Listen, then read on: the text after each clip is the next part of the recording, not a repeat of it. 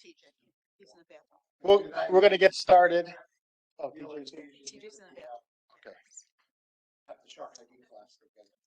Okay, welcome everyone to the May MRAC meeting. I'm Mike Frisk, chair of MRAC and also professor at Stony Brook University. And today we have a pretty full agenda. I think we'll start by doing introductions of MRAC members.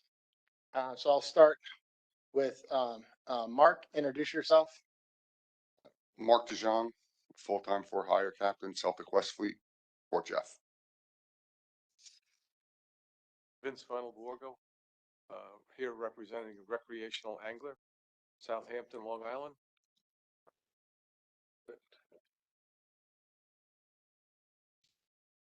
Charles Whittick, recreational angler, West Babylon. Sean Riley, supervisor, Marine Enforcement Unit. Marty Gary, Division Director, DEC Division of Marine Resources. Tim Knowles, Stony Brook University. Elizabeth Peoples, representing the aquaculture industry based out of Southold and Gardner's Bay. I'm Jordan, commercial hook and line fisherman, Montauk.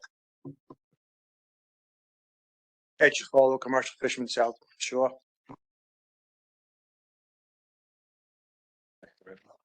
Mike Baus, commercial fisherman, trawler, Shinnecock. Okay, we also have Melissa Dearborn online. Do you want to introduce yourself? Hi, Melissa Dearborn. I'm a recreational representative, and I represent the bait and tackle industry out of Huntington. Okay, thank you. All right, so I'll start by going over the agenda. We'll start with going over meeting minutes, followed by a law enforcement update, a shellfish aquaculture update, notes from the from NOAA's National Saltwater Directors Meeting, Atlantic States Marine Fishery Commission summary, and some potential changes to the Tautog fishery, update on 2025 MREP estimates, followed by the 2026 recreational black sea bass and summer flounder measures, issue resolved. Then the striped bass tag transferability program update, additional modifications to commercial striped bass regulations, rulemaking, other business, and upcoming meetings. And I'd just like to welcome everyone who's online and also in the room. And I guess we'll start today by approval of the minutes, which do we have one set of minutes? Yes. Yeah, so the one set of minutes from the April 14th meeting. We do have 8 members present, so we do have a quorum. We have a motion on the minutes. Mark makes a motion. Motion to accept as written. Do we have a second? Vincent seconds. All those in favor? All those opposed? Abstain? Okay, the motion passes. I think, Vincent, I didn't see you. You didn't vote, right? Or did you vote? You did? Okay, so it was unanimous for those that are in the room. Okay, Sean, you ready for law enforcement update?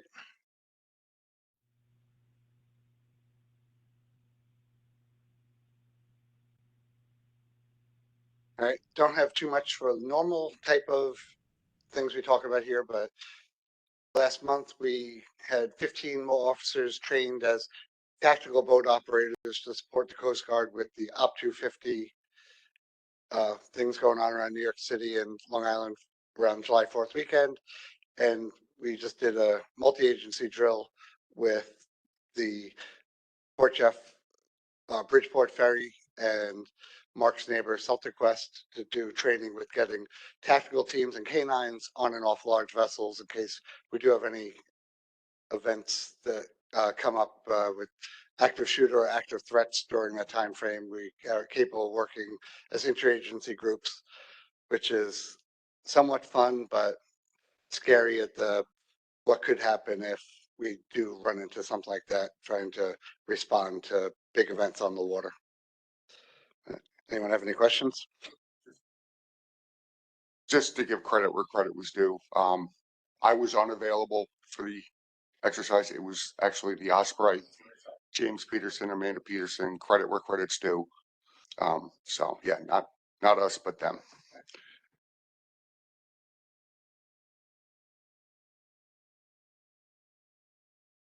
All right, well, thank you, Sean. Okay. So our next agenda item is shellfish aquaculture update. Thanks, Mr. Chair. I'll take this one and I'll yield at some point to Elizabeth Peoples on the council for industry perspectives. I'm going to start out, I'm going to highlight 3 items. First one is the shellfish, the oyster farmer potential disaster declaration process. I think we touched on this at the last meeting. Back in, I guess it was late January into February, significant icing in the coastal bays and the Peconics led to a lot of damaged gear and lost gear. So there was an inquiry from the industry to pursue the potential for disaster declaration. I think we had updated you that there's a couple different pathways for that, and New York State would pursue both in parallel.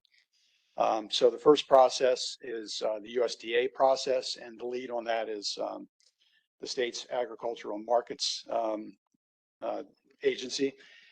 And so the update on the USDA process at this point is on April 1st, the governor sent a letter to USDA Secretary Rollins requesting a disaster declaration for Suffolk County and its contiguous county in Nassau. And on the 20th, the USDA Secretary issued a secretarial natural disaster declaration for Suffolk County and Nassau. This designation opens up emergency loans for oyster farmers, which can assist these producers with financial needs as a result of the freeze event. The farmers will have 8 months from the date of declaration to apply. Farmers interested in learning more or applying for an emergency loan should reach out to their local FSA office in Riverhead. Ag and Markets is in the process of issuing a press release to highlight the disaster declaration. I thought honestly it might go out late last week, and I don't know, maybe it went out today. But they are coordinating with us, so we have an update in that press release on the status of the next process, which is the NOAA process. And Ag and Markets and DEC will continue to engage on aquaculture issues with the industry on a wide variety of topics. We did hold a roundtable out in Riverhead, and secretaries of both Ag and Markets and DEC, Amanda Lefton, came down and met with several of the oyster farmers, and including Elizabeth. And we have a number of issues we're going to follow up and continue to work with them on. Now for the NOAA process, it's a more protracted timeline. It's dependent on landings to test for the threshold, the 35% loss threshold that NOAA requires. And because it's dependent on landings data, and the landings data unfortunately doesn't all come in on time, we're still waiting to get some of that. We feel like hopefully by mid-June or so, we should have everything we need to go ahead and test that 35% loss threshold. So we'll have come back at the July meeting with an update on that to see, where we are. So that is that's the freeze event and the pursuing declaration disaster status updates. And the next one I wanted to touch on is a request by the industry for to test some oysters that had poor meat quality. This goes back into March. There was some concern at that time by the oyster growers that reached out to us. They had heard the news up in the Canadian Maritimes and Prince Edward Island of severe mortality events related to MSX, a protozoan parasite. And so there was concern perhaps that that same parasite might be impacting New York oysters. So our staff, working with our partners at Stony Brook University and Bassam Alam's lab, took samples. They ran those samples through a PCR test, which is a rapid test, but it's very sensitive.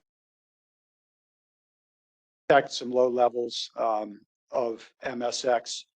And so we expanded the testing to other farms in the Peconics and also Shinnecock and I believe Great South Bay. And so we took those samples, also ran them through PCR, and then several of those samples were sent out that had low level detections under the PCR. We sent them out for more definitive histological analysis. And so as a result of that, this is what we found. So the results show that MSX is present. It's a protozoan parasite, but it was present at very low background levels, consistent with a long-standing endemic presence. And basically what that means is that parasite has been in New York maritime waters for decades. And the animals that we have are growing in our waters are subjected to the presence of those low-level presence of that protozoan parasite and have adapted to it. We've had discussions with Bassam Alam, whose lab is lead for Stony Brook, and he is one of the national experts on these type of pathogens. But I've also reached out to some of my contacts in Chesapeake Bay. They're also excellent resources, and everyone's in agreement that based on the test results that we have MSX. You're gonna test oysters. You're gonna find very low levels of this, but these low-level detections are expected, but they do not indicate there's any kind of emergency. So we have it. They're going to show we do not have an outbreak. We don't have a problem. The issue up in the Canadian Maritimes is that's a novel. It's a novel parasite for them. Those animals were never subjected to that. That's why they're having these near 100% mortality events. And if I'm one of the oyster farmers, I'm going to react the same way. I hear that news up in the Canadian Maritimes, and you really wonder. So we took it very seriously, and so we've reacted to it. Our partners at Stony Brook as well. So we're not at this point. There is no issue with any of the animals we've tested. We don't have a problem. We don't have an outbreak. There have been questions from the industry, I will say, about having some proactive testing going forward. And so we're exploring that with staff now. That is going to require some careful thought on the framework of the sampling and how we conduct that and traceability and looking at the sources of where the seed is coming from. It's not something we can just quickly flip the switch on, but we have heard what the industry's concerns are. We understand they've gone through a lot between the freeze event and between the concerns of what they've heard up in Canada, and trying to have as minimal disruptions to their efforts as possible. So we're very sensitive to that. So we are trying to work toward that, and we're hopeful that we can have an update for the council at the July meeting on how we're going to address that going forward. Okay, and I think those are the items we have. And at this point, I think I'll just go ahead and yield to Elizabeth, and she can offer you, Mr. Chair, and the councilors her industry perspectives as the newly appointed member of MRAC and the only member from her industry. So I think she's our spokesperson. So thank you, Marty. And thank you for all the support from DEC and the collaboration with Ag and Markets. That's been really greatly appreciated by our industry. And obviously, we're already seeing in the form of the SBA loans that are now available. That's a direct result of those efforts together. So thank you very much. There was one other thing one other matter I wanted to bring to the council. It's in regards to Dr. Gobler's State of the Bays that occurred on April 24th. In regards to our industry, obviously we respect and appreciate the importance of the scientific monitoring and the transparency that he shares regarding the estuary health, the nitrogen loading, and the climate pressures. That obviously has an impact on every one of the commercial fishing and charter businesses. The broad public messaging, though, weighted with these pressures that he includes in his address, have an immediate and potentially unintended consequence for our industry. Following the recent State of the Bay's address, we did note that Dr. Gobler seemed to be a little more tempered in his remarks as compared to years past. He mentioned enjoying shellfish, eating grilled oysters recently, swimming in the bays, that sort of thing. However, the impact on the consumer perception was immediate. And I can give an example that the address occurred on Friday. We were donating a raw bar of raw shucked oysters to a fundraiser event for a local school. And in the course of the cocktail hour, I had 4 people come up to me and question whether the oysters were safe to eat. They mentioned how their friends, about 10 others who were also there, weren't even coming up because they were concerned about the safety of the shellfish. We also had one of our employees who said that she was telling her friend she was going to work the next day, and her friend was like, well, is it even safe to oyster farm? So that this is sort of recent. I would also note that a lot of this we feel is a result of the splashy headlines that come out. Obviously, we all know that media can tell a much different story than something that we hear in person, between memes and sound bites and all of that. The splashy headlines, the industry felt it absolutely back in August with the Vibrio headlines that went out that were in the Long Island Sound, where there were illness and one death. They were all related to skin contact, not from eating shellfish. And that was very much misconstrued in the media. And we as an industry had a significant, my understanding is around 30% was reported as a loss of sales after that event. So we're very tuned into the effects that the media has on the public perception of all of this. So essentially, this public confidence is critical, and environmental concerns should absolutely be communicated honestly. We feel like this is an educational opportunity to work with DEC and the health department in order to work towards a more balanced public communication. And I just wanted to bring that to everyone's attention, and thank you. Thank you. Is this a response? Okay, go ahead, Eddie. Well, I agree with what Elizabeth is saying about. It might just be me, but is there another laptop with a speaker going? Can we mute it? Because I don't know if it's coming, or can we not mute it?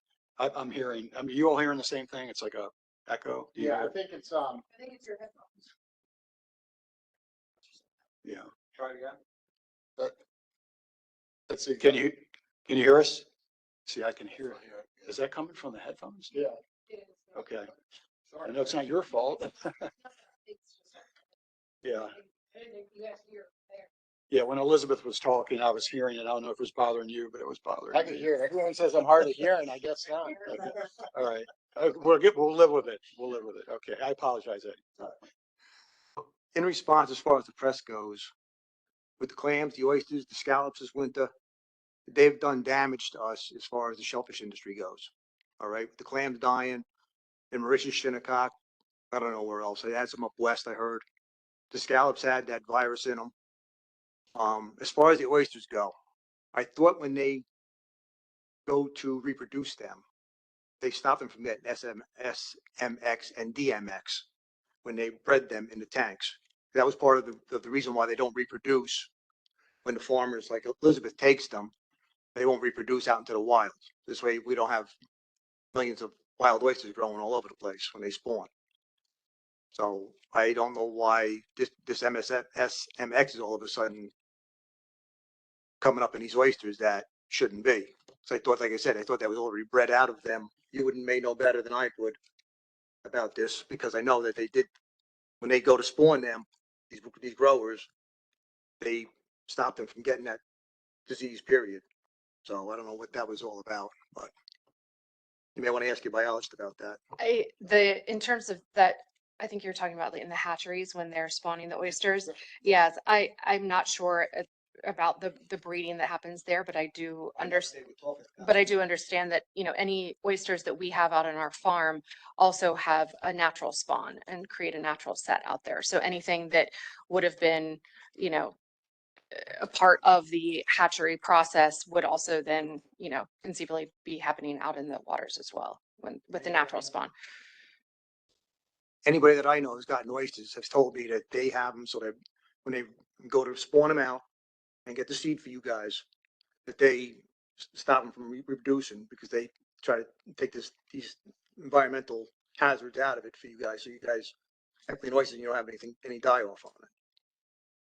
That's what I was told by several other oyster farmers besides think- you. But Marty might have something to add here.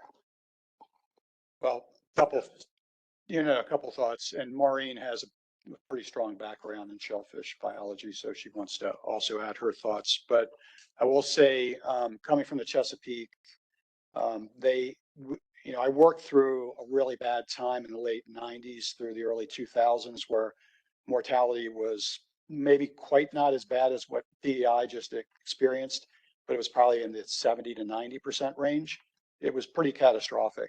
And as a result of that, what I think you might be alluding to, Eddie, is the development of disease-resistant strains and in the hatchery. So University of Maryland, for instance, has the strains, at least in the Chesapeake and for Maryland. I think probably William and Marion Vims have it for Virginia as well. And that disease-resistant strain is available, but all seed is, as Elizabeth will probably attest to, is in short supply. So the disease resistant strains, not all seed is disease resistant. And again, this particular parasite is ubiquitous in the waters. It's there. It's been there for a long time. So I don't know offhand what, if any level percentage of seed that's utilized in New York is coming from some sort of disease resistant certified strain. Maybe zero. I don't know. In the Chesapeake, I would tell you it's probably 20 to 30% because it's University of Maryland. They're the only ones. And then there's a number of other hatcheries that produce seed, but they're not producing disease resistant. The animals in the Chesapeake basically became resistant over time. And I think that's what happened with our animals here. So I'll yield back to Elizabeth. So to your point, we can only purchase seed that were grown in New York state waters or further north. Yes. So anything that has the inherently in the water here, we also have to produce pathology reports to the DEC based on that. Yeah, for anything we buy outside of New York. So yeah. Okay. Well, thank you for the question. All right. Maureen, did you want to? I'm sorry, did not come to you, Michael.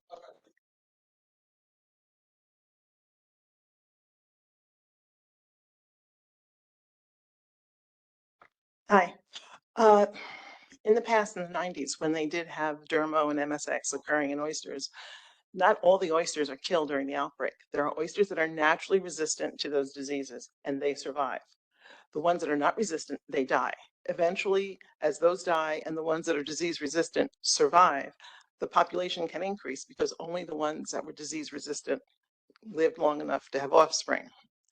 So eventually, disease can't exist at such high content, such a high level in that population because so many of them are resistant.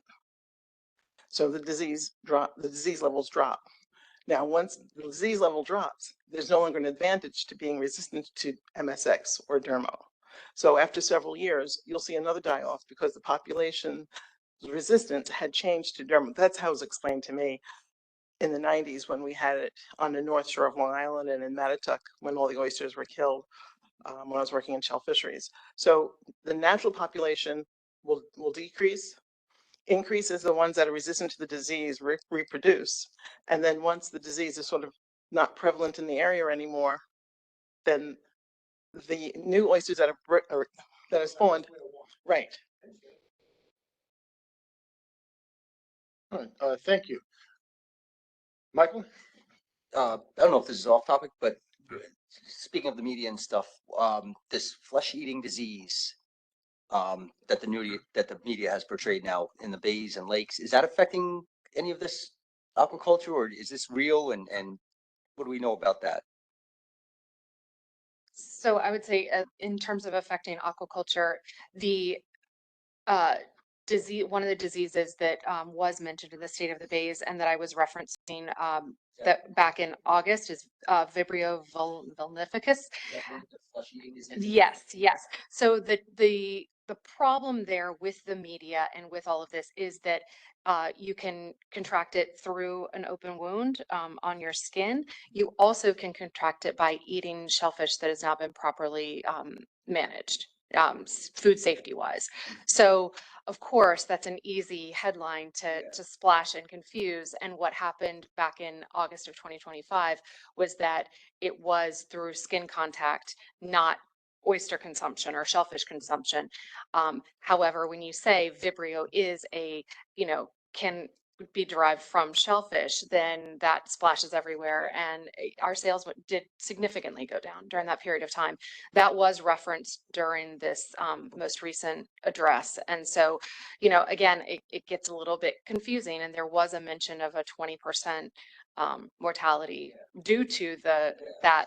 And, then you connect 20% mortality with something that can be consumed with shellfish. And so it's problematic.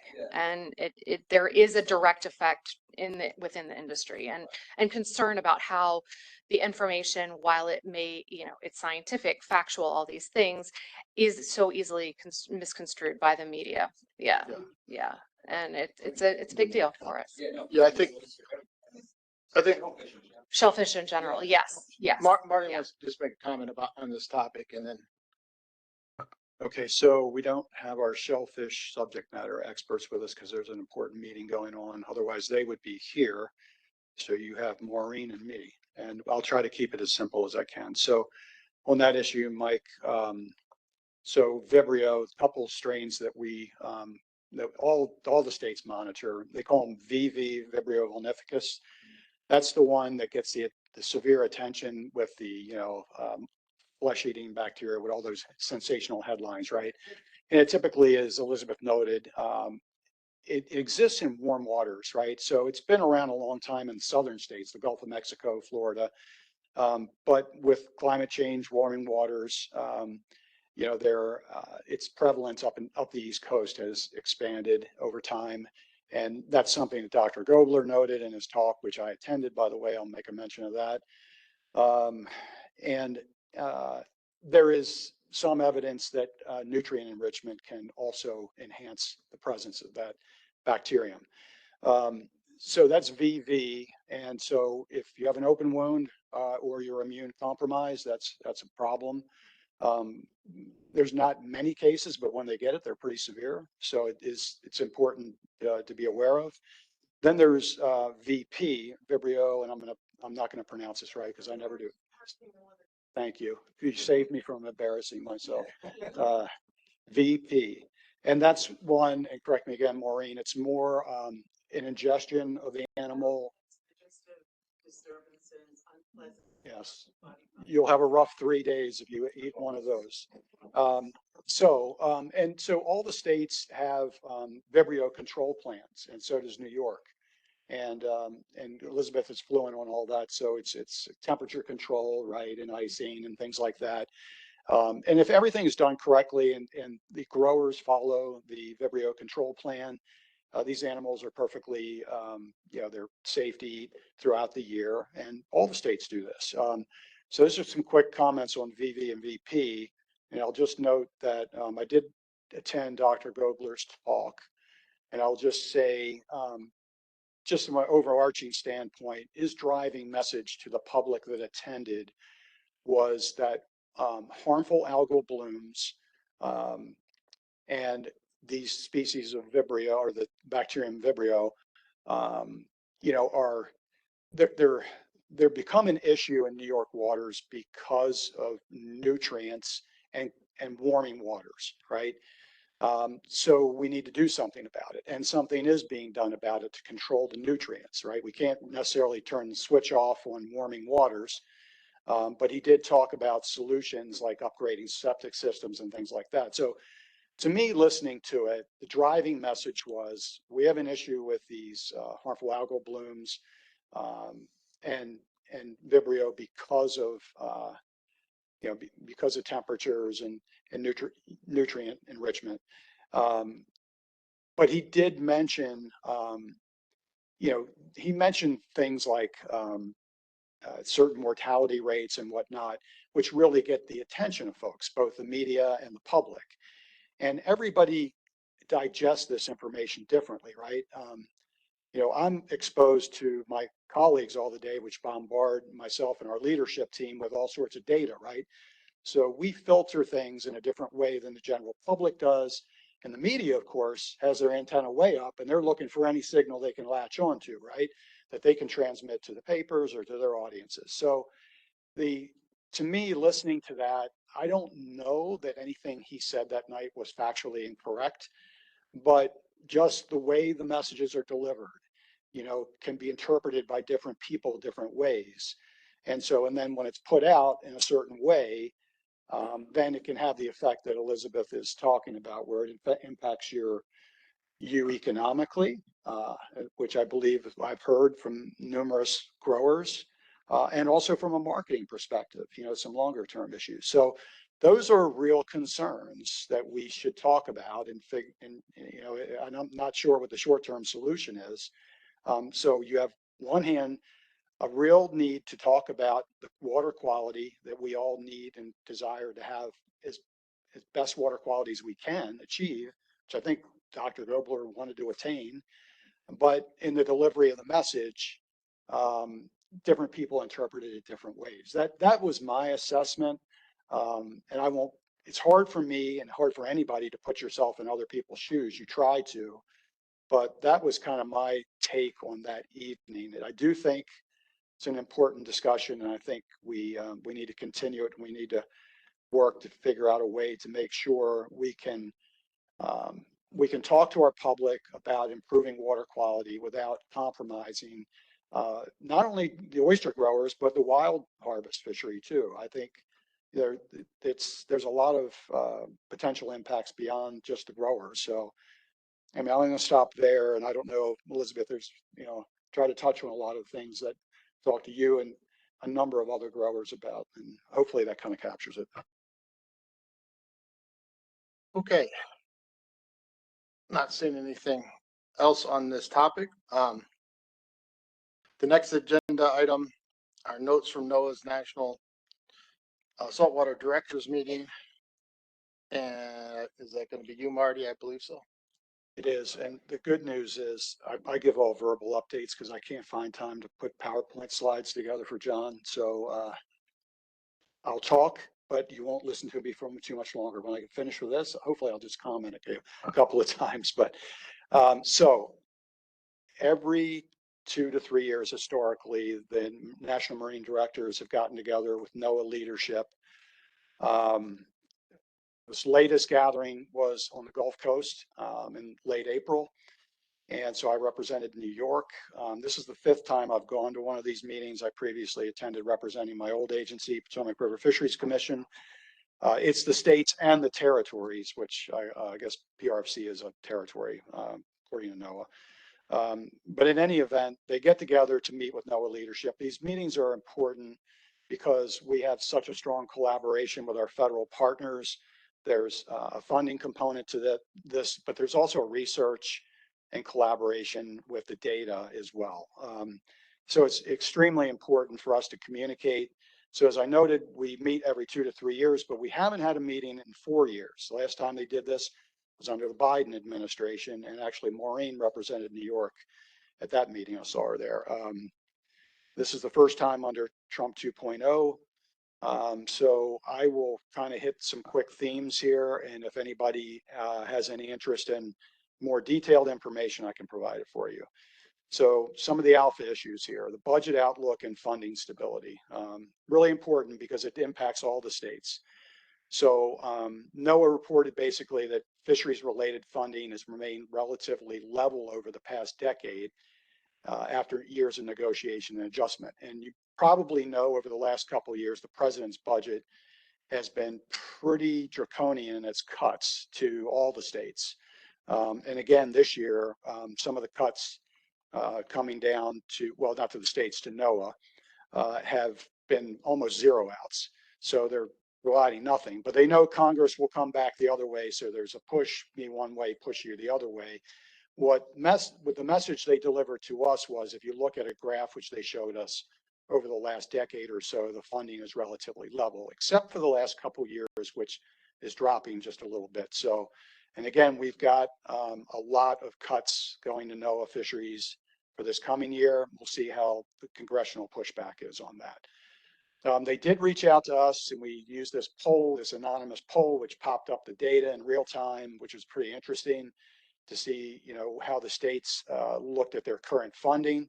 And they basically, almost all the states were saying funding has been generally stable, but there's a significant uncertainty regarding future federal support and long-term sustainability. So a lot of the states are worried. None of the participating states projected meaningful funding increases in the near future. Then we discussed protecting core fishery science and data collection. There was broad agreement that the highest priorities must remain in place: the continuity of fishery surveys, stock assessments, quota setting science, and catch monitoring programs. The participants of this meeting stressed that long-term scientific time series are foundational to fisheries management, and that interruptions, even brief ones, can cause significant and reduce can significantly reduce, I can't read my own notes, reduce assessment reliability and management accuracy. So really strong points the states drove in their messaging to NOAA leadership. And NOAA and the states discussed the importance of identifying the minimum essential data streams necessary to sustain effective fisheries management under constrained budgets. So NOAA is sending us a message: don't count on us. So what do you need? What are your priorities? What are the things that are most important to you? So with that, the state-federal partnerships and coordination is another category we talked about. The states repeatedly emphasized that they already conduct substantial fisheries data collection and could help fill gaps more efficiently through cooperative partnerships if they're adequately supported.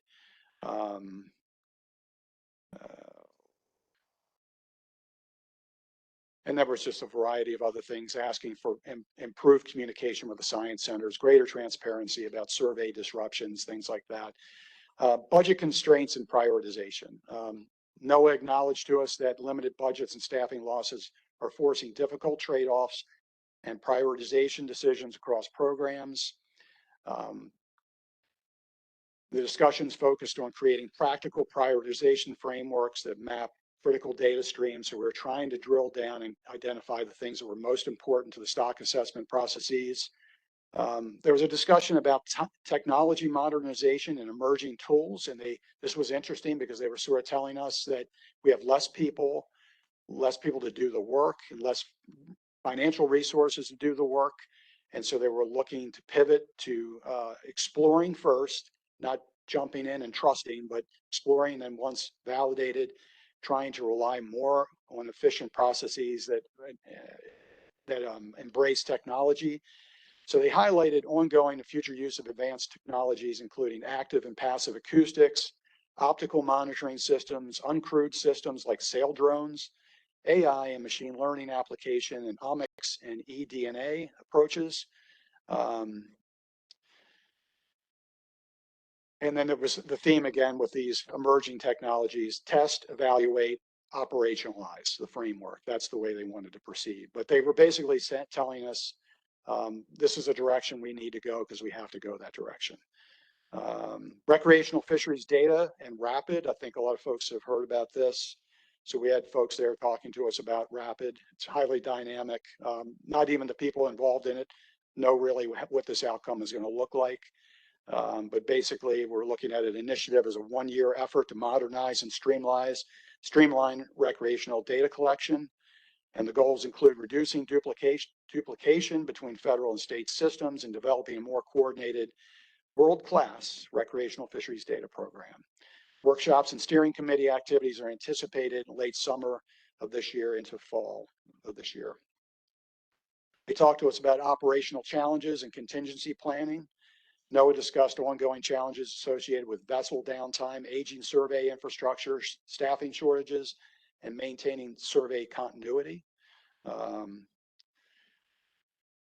Let's see what else. Just a couple more I'll hit here. And again, if you need additional information, that would be great. I'll provide it to you. Near-term and long-term actions. Short-term actions focused on developing regional top 10 science and data priorities. So this is going to continue beyond the meeting we had in late April to support immediate funding and operational decisions. Long-term discussions centered on creating durable prioritization frameworks that define critical data streams, responsible implementing partners, and sustainable funding models. And additional recommendations included expanding pilot projects, increasing training in advanced analytical tools, improving state engagement in operational decisions, and strengthening coordinated state-federal advocacy efforts. And then lastly, the overall tone in the meeting outcome, in my sense, is despite the significant concern regarding budget, staffing, and uncertainty, the overall tone of the meeting was largely collaborative and solution-oriented. And I was telling Charlie before the meeting, because he sits on the HMS panel, I walked away from that meeting having a lot of private conversations with people I've worked with for a long, long time at NOAA. And they really care about the work they do. They're really whittled down to the bone, but they care about what they're doing and they're trying to do the best they can. So they're undergoing a tremendous amount of intensive scrutiny, but they're really working hard to do the best they can. Both NOAA leadership and the state representatives expressed strong interest in rebuilding trust, continuing communication, and strengthening long-term state-federal fishery partnership. And the meeting concluded with a shared recognition that difficult trade-offs lie ahead, but with broad agreement, we hopefully can preserve some scientific continuity, transparency, and the collaborative governance that we need, to maintain this relationship going forward. So that was from some of my notes, and it wasn't everything, but good news is I'm going to stop talking now. So if you have any thoughts or questions, let me know, and I can try to provide a kind of a more concise written summary for this body if it's of interest to folks. Thanks. Do we have questions for Marty?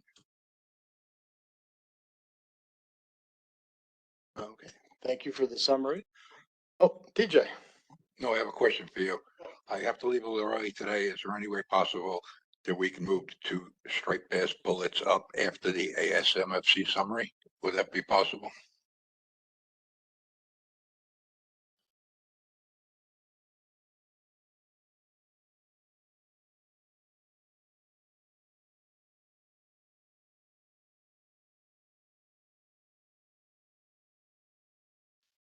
Yeah, I mean, I think it's okay to do that, to move that today. Can we do that with the presentation? Okay. Yeah, so why don't we do that? So TJ can hear this. John. So there's one other agenda item that I probably want to keep. So Which one is that? it's actually something that we put issues for next MRAC meeting. Okay. Okay, so I don't, you want to, are you doing that one, John? We'll readjust. Does anyone ever care if we move the straight bass stuff up further? Okay, I think the odds are pretty low that someone is going to jump in 2/3 through the meeting just to hear straight bass. So I think it's okay to move that. So why don't we do the Atlantic States Marine Fishery Commission summary, the 2 straight bass agenda topics, and then also bring up what John's referring to. So, okay, so the next item then is the Atlantic States Marine Fishery Commission summary. And I think John.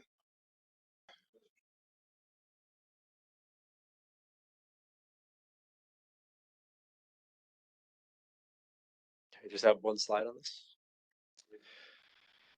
So real quick, just to go over the boards that, I think present the most interest to MRAC. So for Tautog, draft addendum 1 is in development.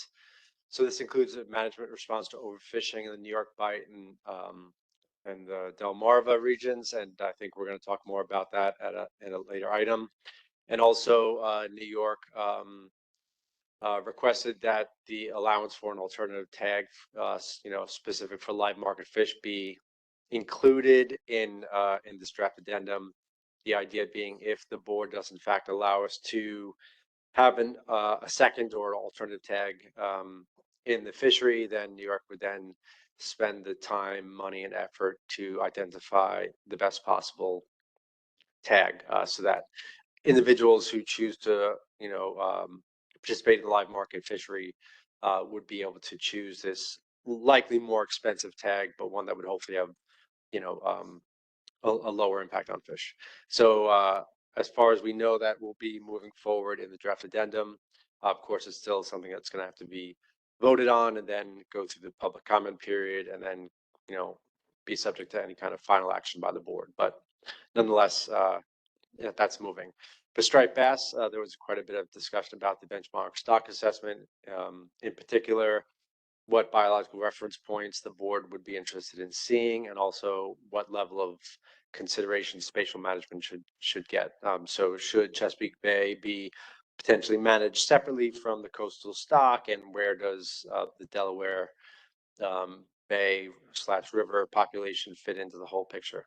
For the working group that was established back in, I guess it was last fall, it was decided that you should set up a steering committee to kind of guide where that working group puts its attention, and also they were given the guidance that they should avoid anything that's assessment related until after the benchmark's been completed. And finally, there was also a discussion about striped bass aquaculture in federal waters. NOAA has drafted a technical memorandum that, more or less outlining what has to change, what can be done, the current state of aquaculture science.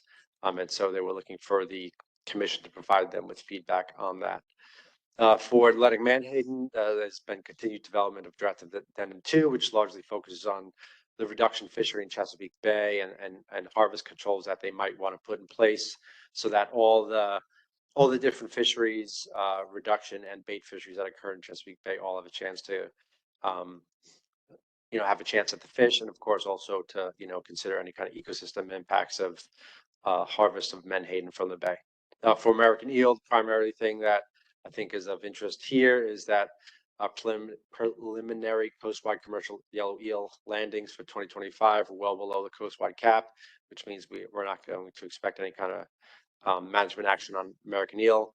And then finally, our very own Fran McParland, here in the back of the room, was recognized for his outreach and public engagement efforts and given an award of excellence by the ASMFC.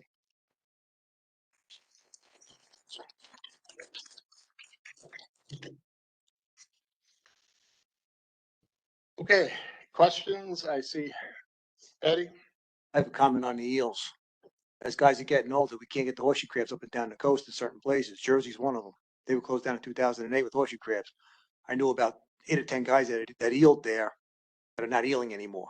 So there's a decline right there on some of it. John Davy.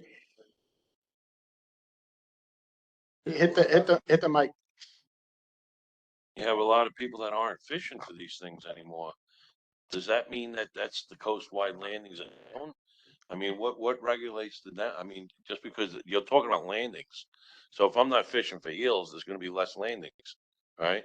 So that's not a reason to reduce any of the fishery. Go ahead.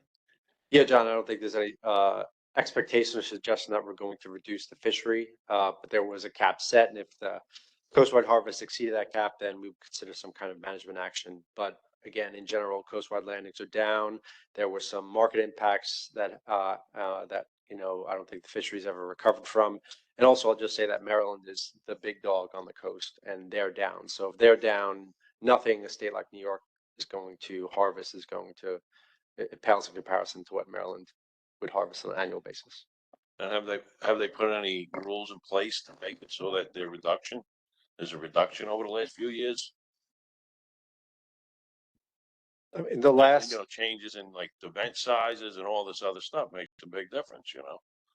I mean, are they actually getting the eels out of the water to see what's going on, the size classes and all that? Or are they just going on their landings?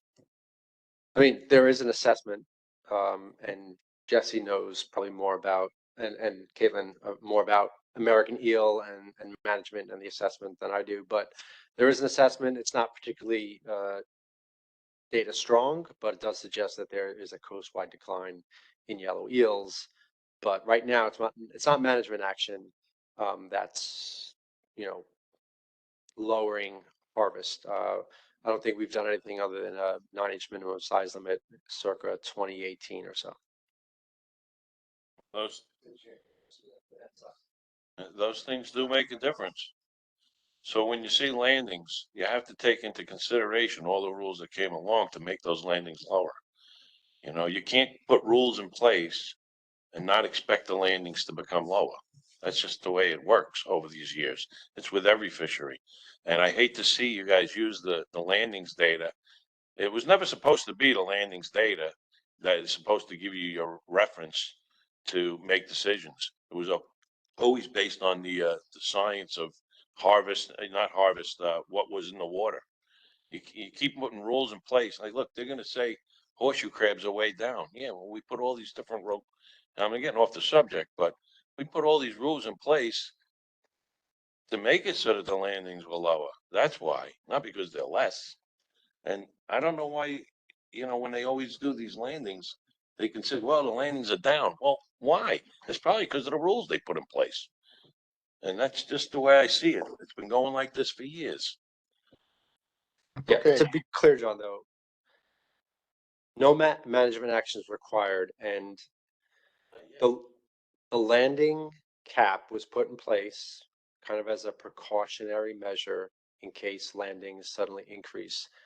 But the assessment, which is not landings by itself, it's also all the different surveys that are done, suggest that the eel population has been declining coastwide. So if ASMFC was to take action, it's because of that coastwide decline in the survey indices, not because landings are lower. Landings are impacted not only by abundance, but also by market conditions and, yes, regulations. But that's not what we're talking about here. It said, yes, landings are below the coastwide cap, so we don't have to take any action. All right. I think Eddie had a comment. There's a lot of things that factor in eels, John, because you only get them here in the Gulf Stream. We don't have any control of where they breed. So there's a lot of factors involved with eels, so it just. Okay. Do we have questions from the audience on any of these topics? Oh, Michael? Where does New York, the DEC stand with the striped bass aquaculture? Are we pushing for that in the federal waters, or where do we? What's our stance on that?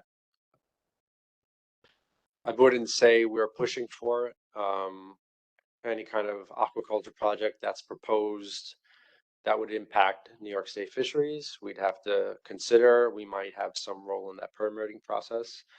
There was one that was, you know, that seemed to linger around for, I don't know, 5 years or so. That hasn't seemed to go anywhere.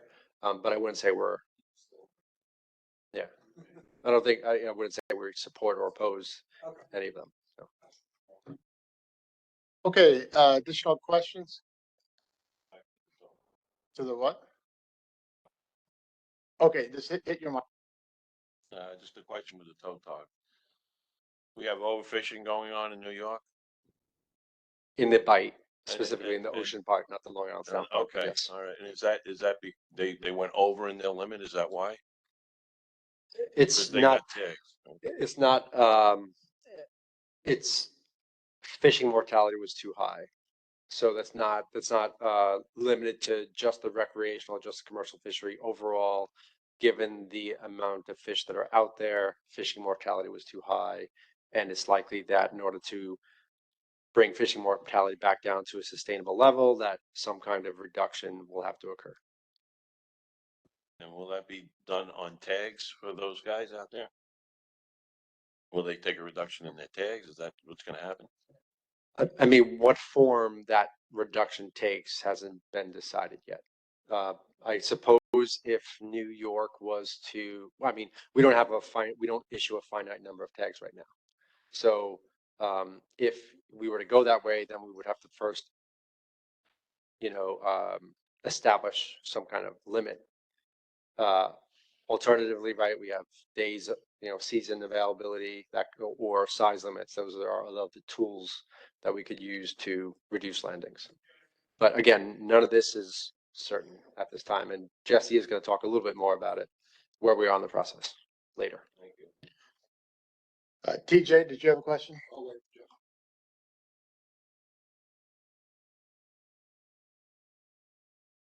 Thank you, John.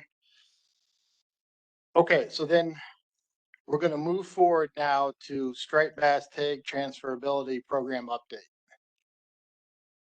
Try to confuse the presentation as much as we can.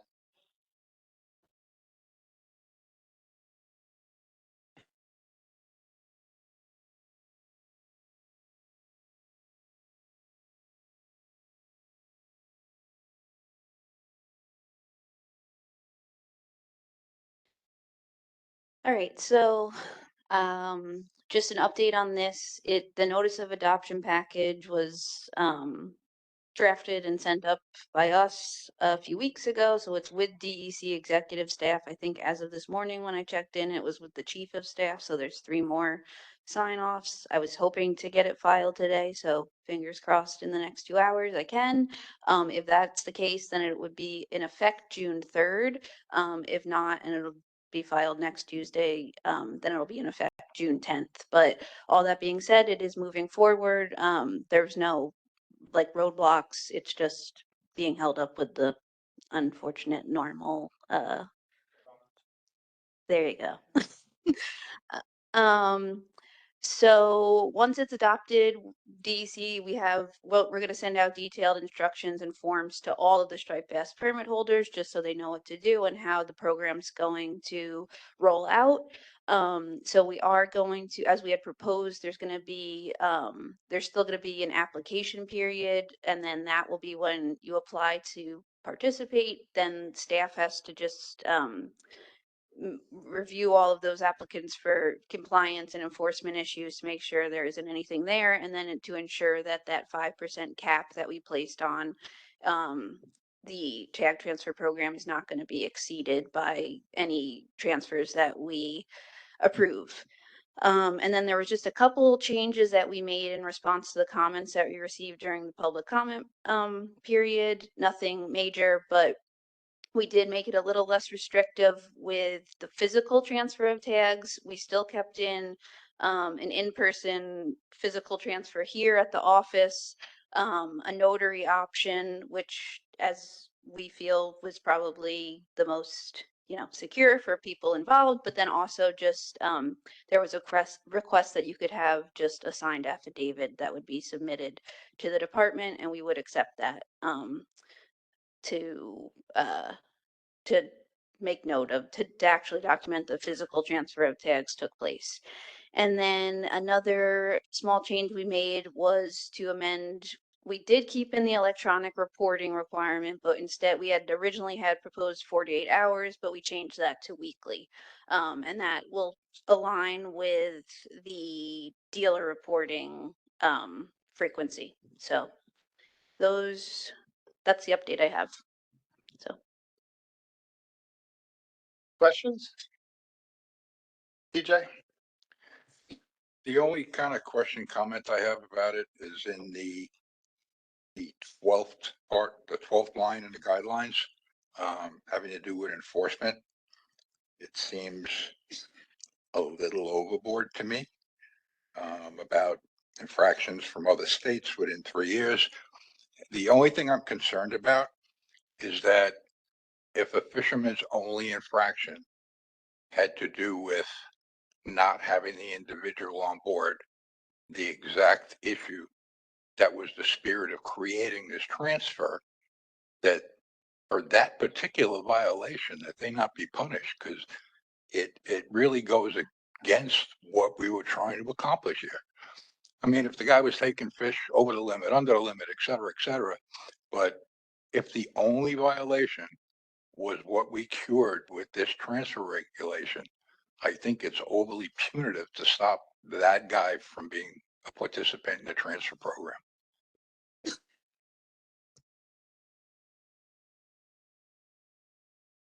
Not to put it on Sean, but it was, I think we based it off of something that you had recommended, so I don't know if you have a better explanation. Right, it's the same language that we used for the multi-state program, but if the guidance from fishery management is different as far as if they want to not have that be the case, that'd be the management people, and we just report what violations are. But if they wanted to say that that is not the target, that's up to them. But TJ, Yeah, I'd agree with that. Or maybe there's some kind of a hearing process where someone that's denied can present their case. I mean, someone could have got a BS violation in Rhode Island and it was a nonsense violation, but he'll be precluded. I think in addition to limiting the restriction on availability to guys with that particular violation that I discussed, maybe there has to be some kind of a hearing process because this stipulation seems to be a little overboard, in my opinion. do we have other follow-up comments? I agree with TJ on that. It's a little bit overboard from what I read.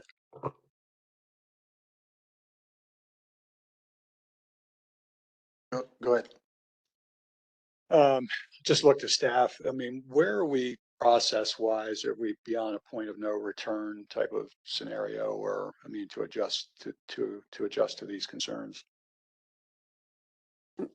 I think that we could keep that in, but then be, well, John, you said.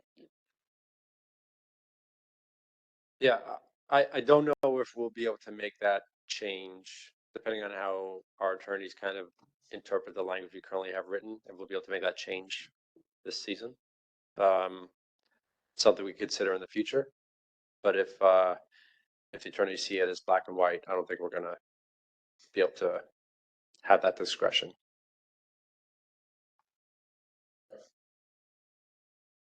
And then, I just think that would be a shame because preventing that kind of violation, we've tried to do that for the last 10 or 15 years and finally got it done. And that was the intent of this. I'd be highly disappointed if we couldn't make some kind of exemption if that was the fisher's only violation. then Mike, I'm just thinking from the whole process from start to finish. Maybe this is a Caitlin and John question, but did we hear anything along the way, or was there an opportunity that as we developed this and brought it to fruition to where it is now? Was this kind of not apparent that, I mean, TJ picked up on it, but just trying to think, did anybody else weigh in? Was it there and nobody saw it, or I'm just trying to. Yeah, I mean, it was there in what we proposed. There was nothing specific in like the written, public comment that we got to, that goes into the assessment of public comment and what were changed, but. So the opportunity was there. I know sometimes in retrospect, we see something at the last minute or whatever, TJ, I don't know. I think John laid it out pretty well. We can make that inquiry with our legal counsel, see what happens. Is that something maybe we can hear? Well, probably can't wait till the July meeting. Yeah. Yeah, so from like how it's moving forward as of now, yeah, we can make a change, but I mean, we can get clarification from how our legal counsel would want to interpret it. I don't know enough about how that gets assessed. Yeah, maybe can we get feedback back to me and I can send it to the council members or? Yeah, I don't think that's a problem. We'll go ahead and inquire and then let you all know. But I think at this point, correct me if I'm wrong, Caitlin, but we're like on the 11th hour and 59th minute. I think, assuming it goes forward, then, we can try to get some more consensus and then try to do an amendment possibly if that's the way everybody feels. So we have 2 people on the council, 3 people on the council. All these things should be able to be. Because you don't know what might come of something and you have to make a change. So, I mean, this is a regulatory process. This isn't something that has to go through the state or anything like that. This should be, anything like that should be changed, should be able to put in Still 6 to 9 months, John. 6 to 9 Yeah, months. that's regular.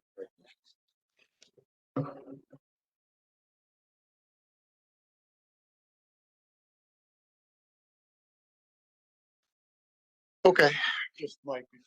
Just one other last thought. I mean, just having, attended with Caitlin and John going out to the hearings and just the discussions that have occurred along the way. I mean, there were some folks that felt like we're doing so little. They're like, oh, it's a baby step. We made some progress, right? It's an iterative process. And it's fine. You can identify flaws or potential enhancements along the way. And we're identifying one now. It'd been great if we would have caught it earlier, but we didn't. And maybe if we had caught it, we could have made some adjustments, but this is what we have, but it doesn't preclude us from, trying to adjust it. But I think given what we've heard, I mean, this is largely a positive step and people will benefit from it. So, okay. Okay. Okay, so additional modification in commercial straight bass regulation, is that you, Caitlin, as well? Yep, that's me. Okay. So this is just some things since we've been looking at the striped bass regulations and we changed with the tag transfer program. We're just kind of been looking through them to see if there's any potential things that we would maybe want to modify that were a little outdated or but how I'm trying to say is that we're just setting this up as kind of a feedback and discussion kind of session on what we could potentially change further. And we would want to hear what the different relevant stakeholders would have to say. So next slide. So that's basically what I just said, but we're seeking feedback and guidance on potential modifications to a specific part. There's a couple different, but mostly this has to do with the partial share upgrades. So again, main goal is just to revisit these regulations, ensure they're meeting the needs of the current fishery. And we wanted to consult with MRAC before we kind of moved ahead on any of this.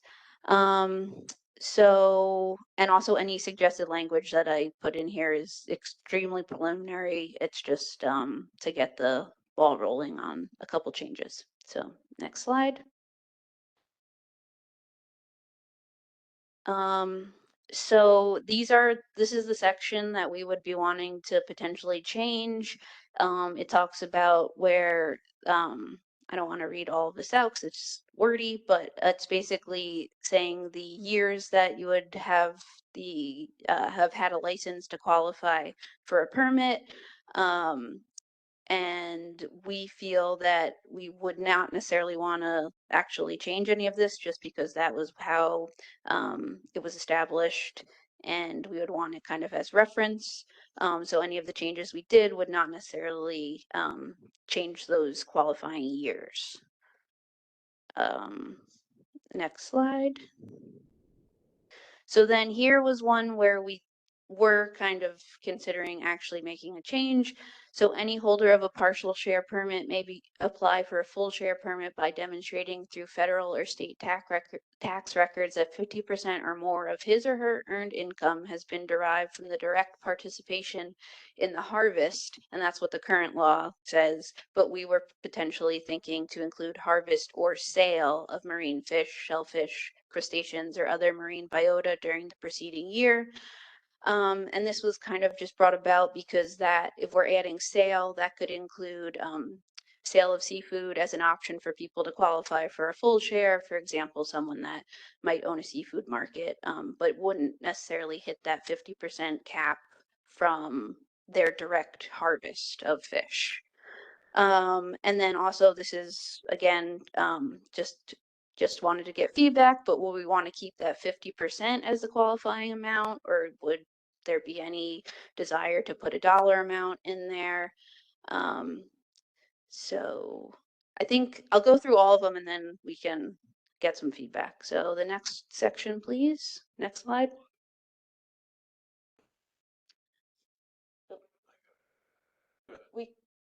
You're good.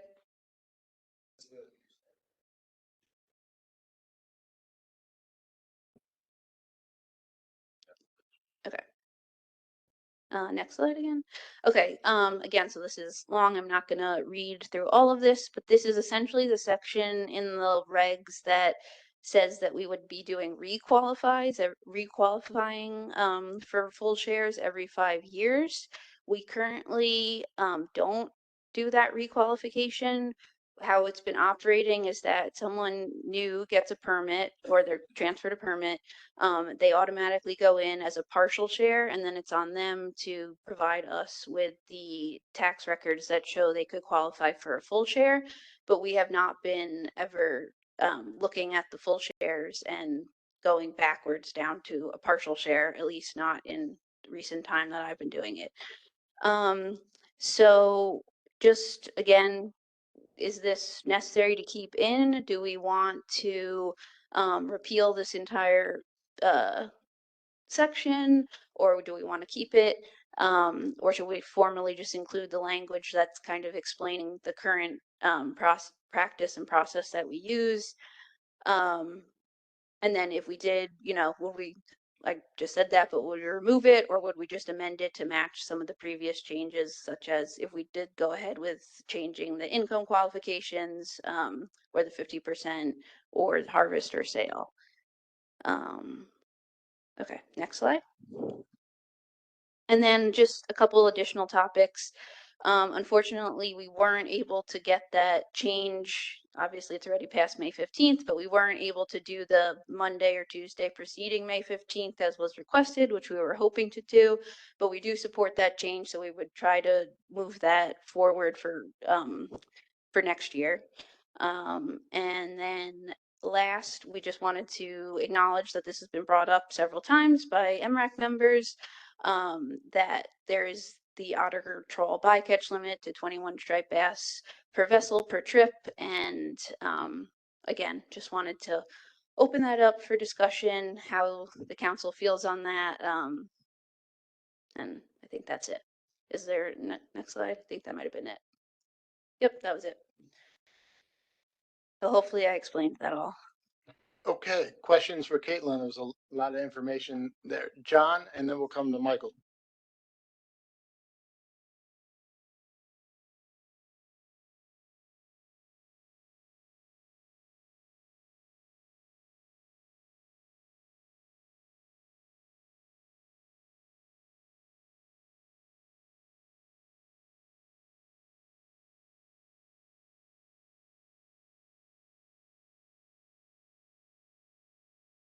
I mean, that's like what, yeah, this topic basically. No. Yes, yes.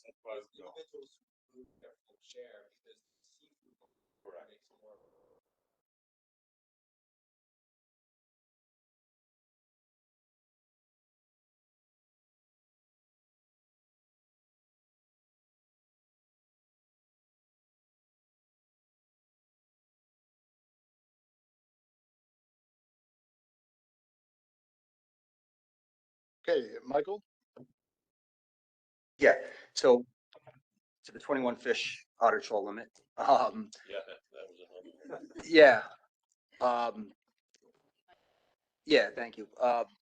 Again, I think I've stated in the past that I think it's outdated rule, and now more than ever with this new system being implemented, the transferability is totally alienating the draggers from any kind of usage, any benefit from this transferability program. We're still allowed 21 fish. New York, this fishery has become basically strictly a gill net fishery. rod and reel, yeah, I'm sure there's some guys in Montauk and stuff that do that, but, and even they can take as many as they want. If they do a whole set, they can do it. Limiting the otter trolls for some reason for 21 fish, I think, I really strongly feel that it needs to get changed or just abolished and make just even out the playing field.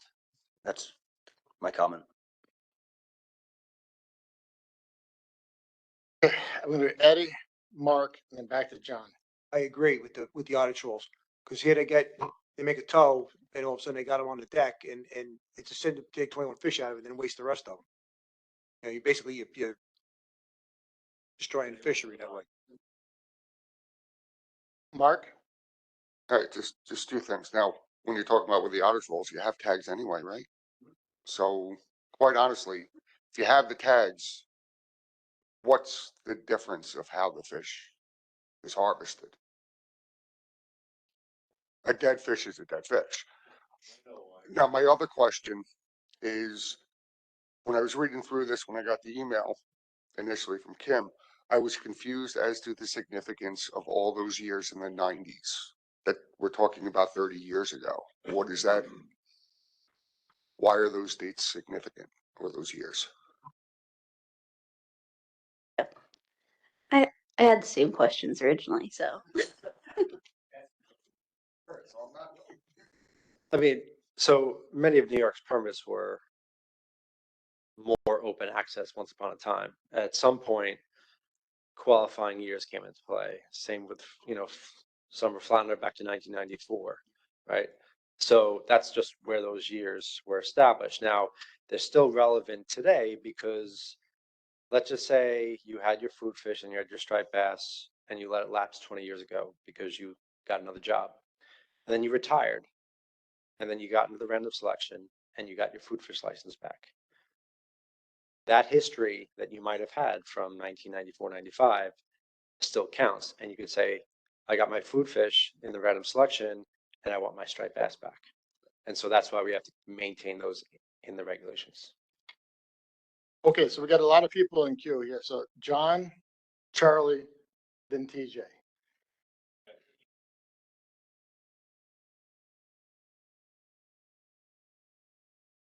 Sensitive and target fish, but I do agree. I think, Mike, it should be changed because they're killing more fish than they're actually taking for the day. They're going in there, they're going food fishing, where they're getting bass, and all of a sudden they have 200 pounds of bass on the boat that they got to throw back.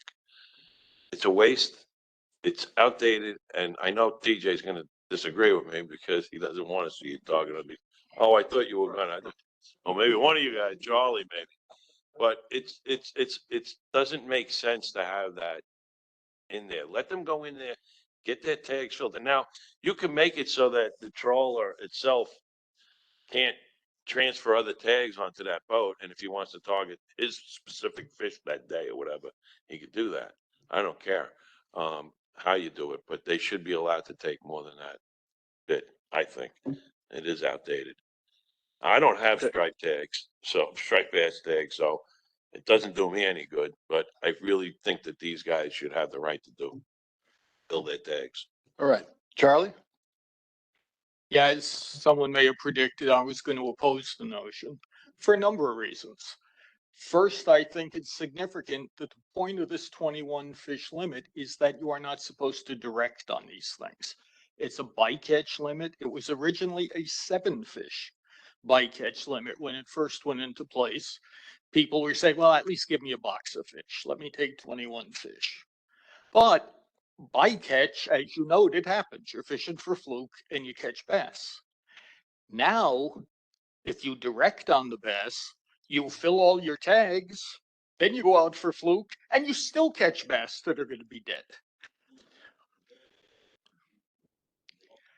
Okay, when bass are up on the beach, you don't want to go up on the beach, so you don't need to target them. Also, otter trolls are non-selective gear. You're fishing on the slot, as you noticed. When a bass is caught, it's a dead fish. If you're directing on bass with a troll, you're going to catch bass under 26 inches. You're going to catch bass over 38 inches. They're dead.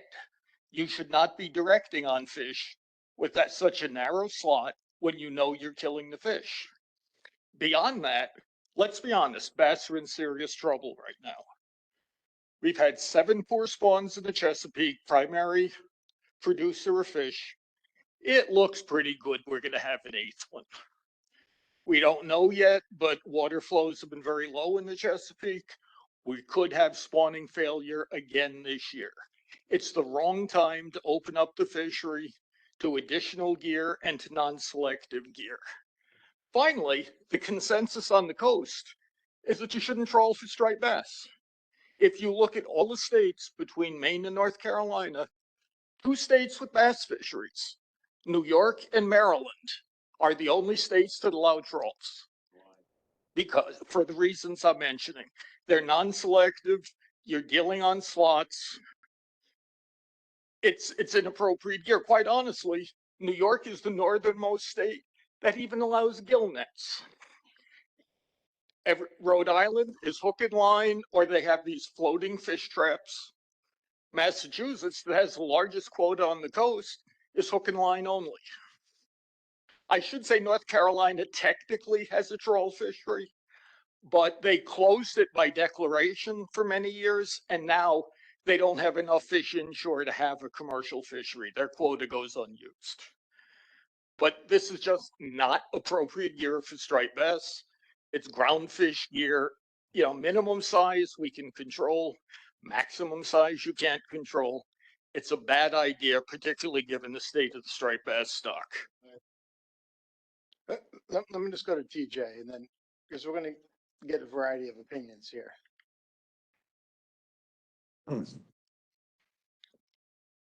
Back in the day when it started, the 7 fish limit was acceptable to most trawl fishermen because the state of the fishery, they only came across a few fish at a time.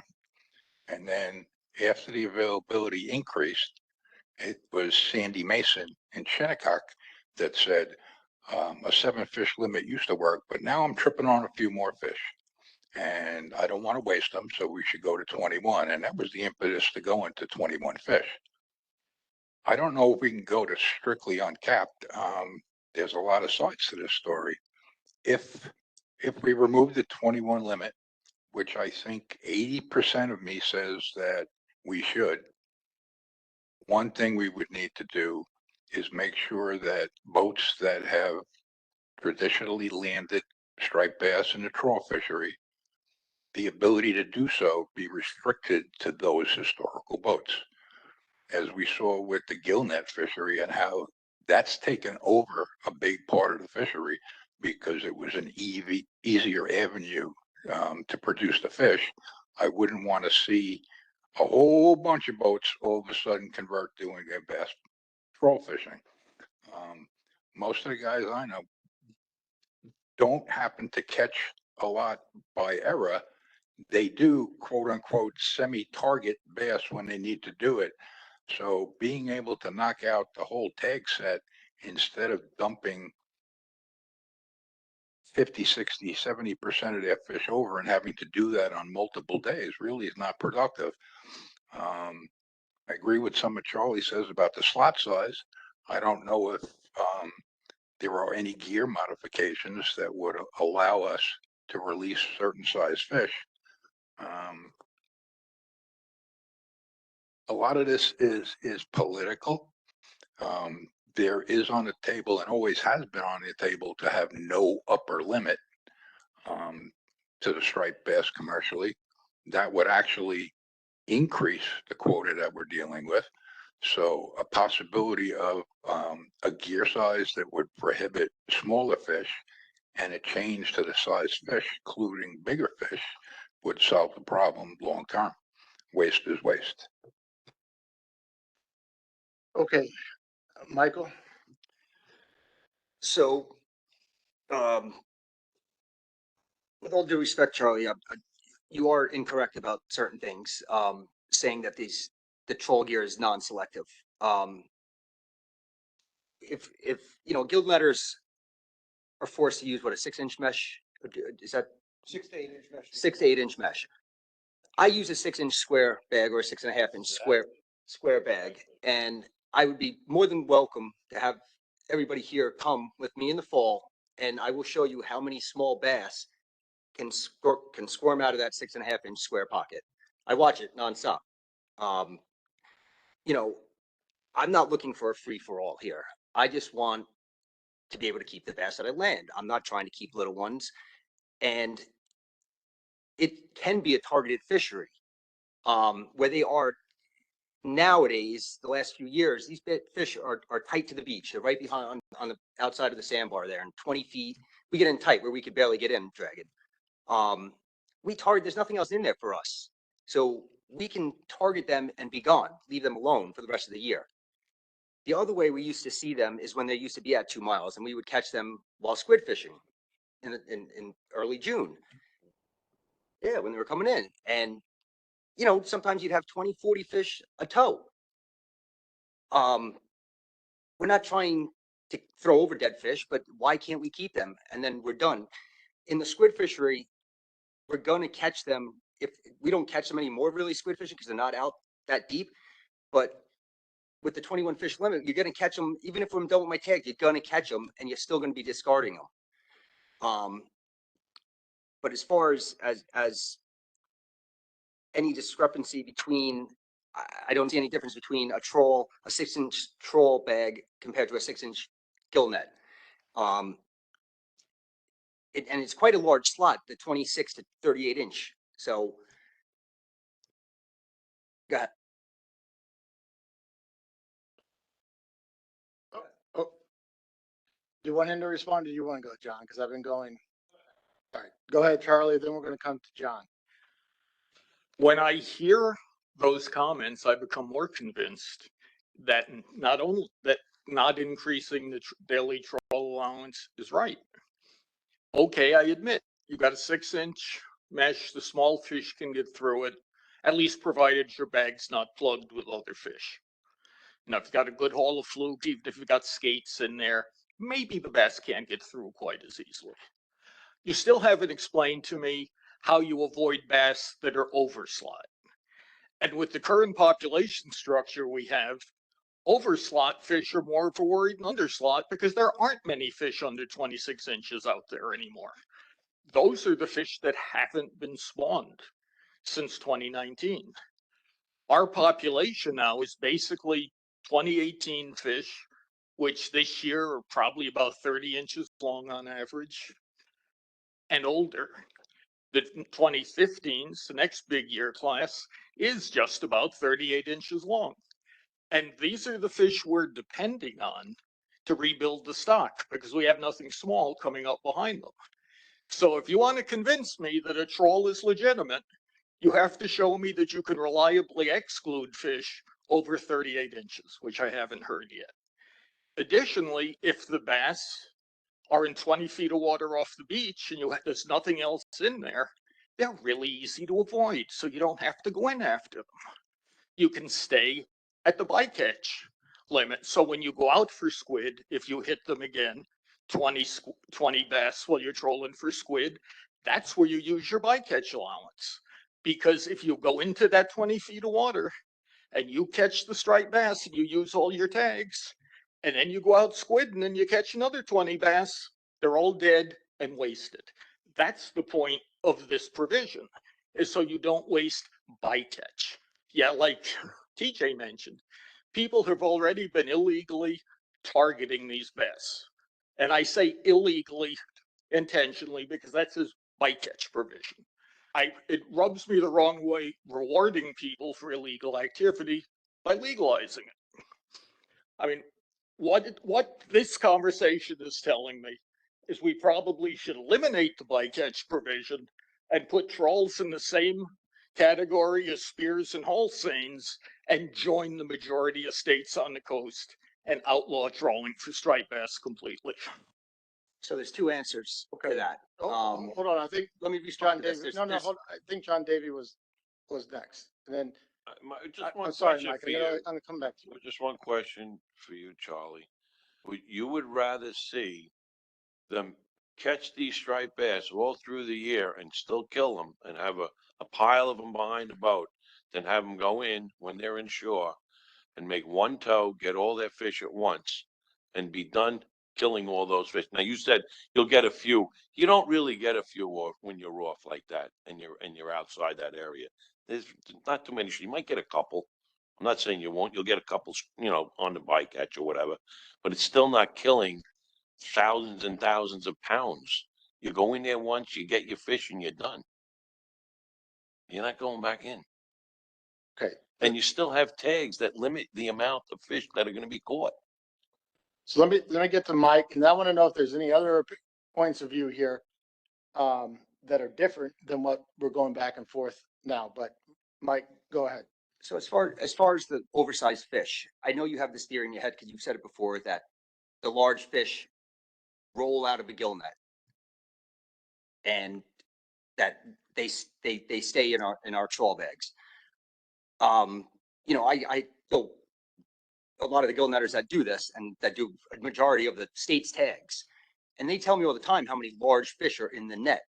The gill nets wind up, they might not get gilled, but there's plenty of large fish that they throw back. So that's the same as having a trawl.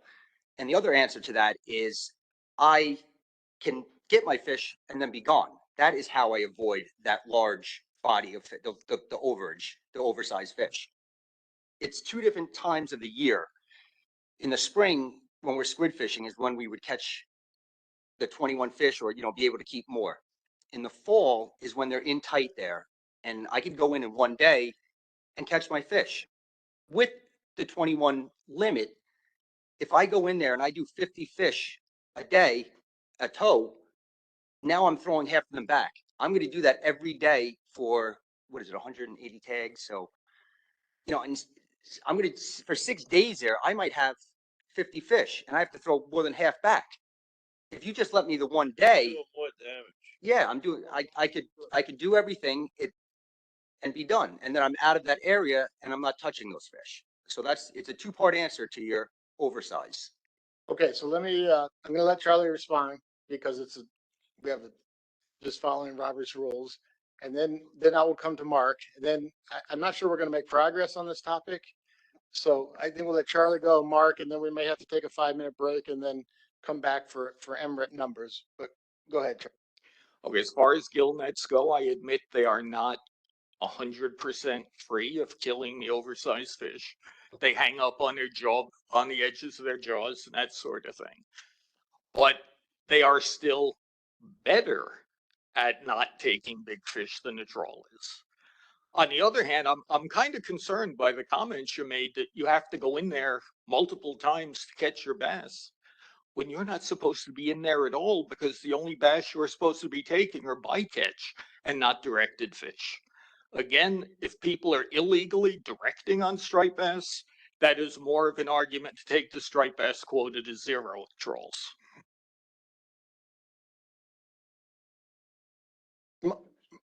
Mark. Just listening to everything here, there's no real simple answer to this. My big thing, and I don't care what fishery we're talking about, I hate waste.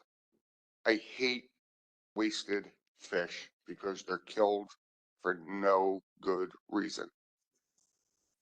Anything we can do you're never going to eliminate it, but to reduce that as much as possible is a good thing. Okay, so unless we have something new, I think we should take a break. John? So not related to this, but something that. Okay, let's do that because look, this is actually a good conversation that we could schedule to have a full conversation on the waste issue, bycatch, and why some of these regulations are in place. Because it's an issue that is important in fisheries management on different sides. But we have to get through the rest of the agenda today. So I want to move on to the next topic. So you're going to do the okay.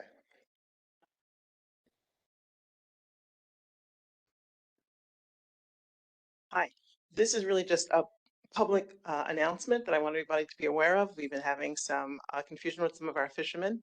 If someone gets striped bass tags through a transfer, a family transfer, or through someone who's designated a family member who then chooses someone else to get their food fishing license and the striped bass tags, the final recipient will get a partial share of tags. Okay, and the reason why I'm doing this is that we've had people surprised that their father had a full share and they didn't have a history of fishing and they got a partial share. So I'm sort of wanting to announce here today that unless the final recipient can show the appropriate income from fishing, they will get a partial share of striped bass tax. Okay. John, do you, oh, okay.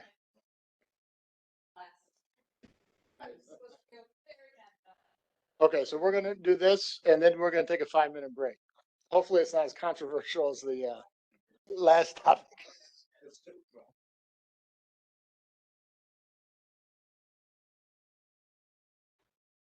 Okay, so this is loud.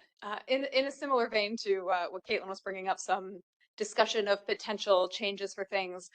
We've been having some internal discussions with the department about potentially putting together a proposal for some new summer flounder permit issuance. We are currently drafting a proposal that is meant to be a starting point for this entire conversation. As some of you may be aware, new permits have not been issued since 1995, and we currently don't have a mechanism established to allow new permits to be issued for summer flounder. So the intention is to have this new proposal discussed at the July MRAC meeting. Once we've drafted a proposal that's just our initial thoughts about this, we really are looking for comments and feedback. We're going to release that to the council and also make it available to the public, probably sometime in June, so that everybody can read it and come with lots of thoughts and comments and feedback about this idea, and we can discuss it at length in July. So once we release that, like I say, comments will be accepted at the July meeting. And then if you're unable to attend that July meeting on July 14th, written comments can be submitted to us via email at fw.marine@dec.ny.gov. So no details at this time because we're still just putting something together that we want to release out and then start to get feedback from everybody on it. But I just wanted to bring it up now to let the council know that this is something that we've been thinking about, and it's coming and something we want to discuss with the council and with the fishing community in July.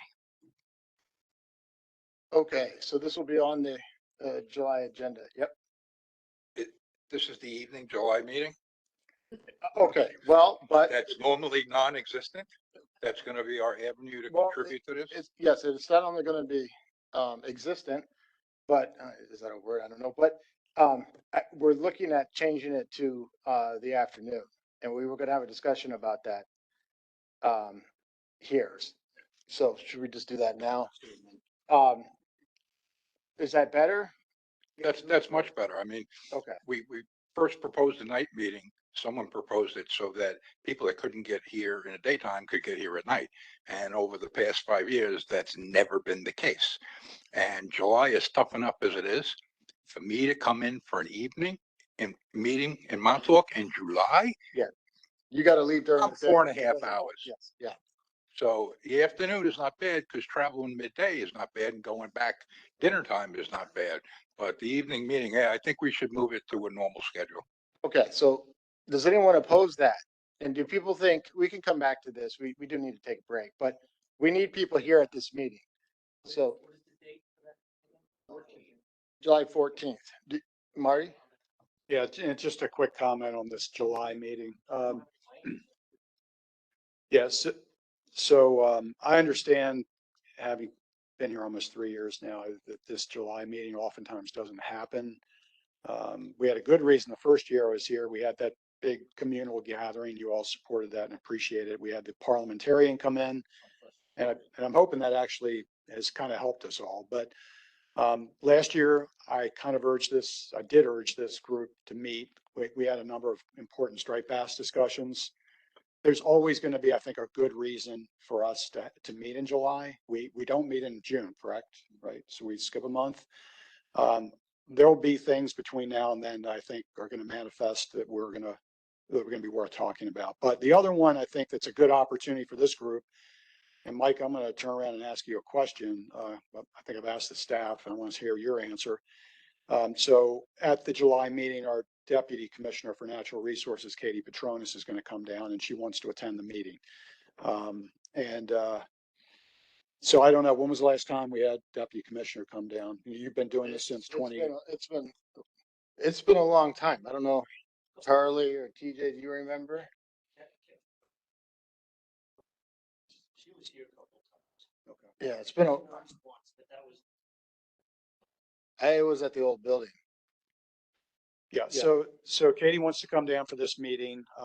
And, since I've been here, not that, it hasn't been channeled before.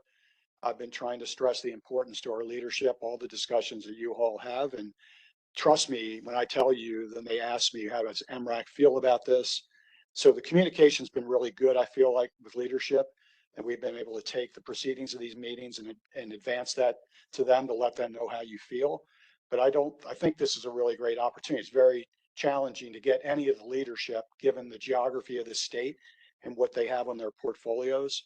My boss, all of our bosses here at Marine Resources, Katie Petronis, she has lands and forests, freshwater fisheries, hunting, fishing, outdoor recreation, mineral management. That's her portfolio along with marine fisheries. And she somehow finds the bandwidth to sit down and talk about these issues you all care about. She's coming in July. It would be fantastic if we could get a good turnout. I know it's challenging, but I'd really like to see this group, if they can make that effort, attend that July meeting. So there's that, and there's this other issue, and I'm sure we'll populate the agenda with other good topics. Thanks, Mike. Okay, so before we go for a 5-minute break, I just, this is important that we've had good turnouts this spring.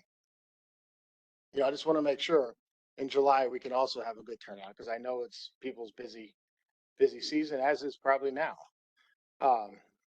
TJ, did you have a comment? I have a question about. Okay, we'll come back to that in 1 second. What do people feel that, does July look good in the afternoon? Mike. 14th? I'm sorry, go ahead, John. Sorry, go ahead.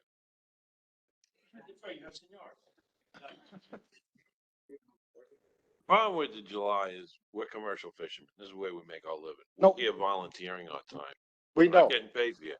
So when you're asking us to give up a day in July that costs us anywhere from $1,200 to $1,500 or $1,000, $5,000 for some of these boats, So you're asking us to give up a lot in July. It could be one day. No. You could blow for 4 days and then you get that one day to go out. What are you going to do? Volunteer your time for 3 hours, or are you going to go to a meeting? No, we understand, but this, is it a time that most people think they can make? I understand it's. I can't commit right now. Okay. I can't either. That's a big one too.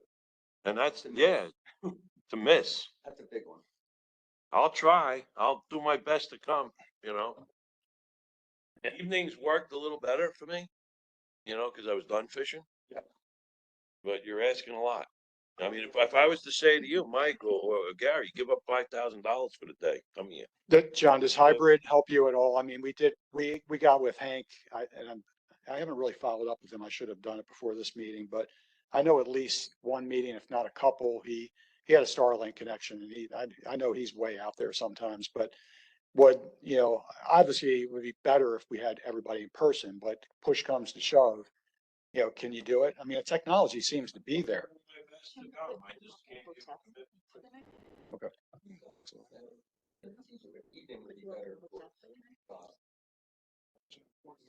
Yeah, we got a mix on that between you and TJ, but also for Deputy Commissioner Petronis, she's going to be down for 2 days.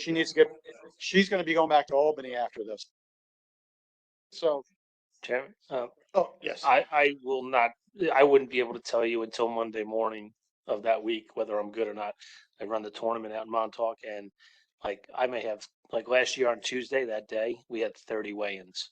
It was from 9 a.m. to 9 p.m. So I wouldn't be able to tell you for sure until 24 hours before. Okay, why don't we get to TJ's question, Marty? We can talk, and we can also communicate more over email.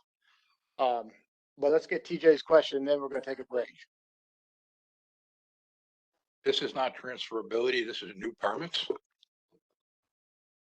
Yes, that's currently what we've been discussing. Okay, then I'll make a quick comment. Yeah, we need to discuss this, and I'm sure a bunch of people are gonna come in. When it relates to the striped bass permit, we just made the tags transferable. We haven't yet taken the second step to make permits transferable between food fish license holders. And in the fluke fishery, there's 40% latency that we need to deal with first. And I think we should investigate permit transfer just like striped bass before we even think about new permits being issued. And I'm sure when I get the word out about this meeting and this proposal, there's going to be a lot of other voices that agree. Sure, I think that's the perfect thing to discuss at this.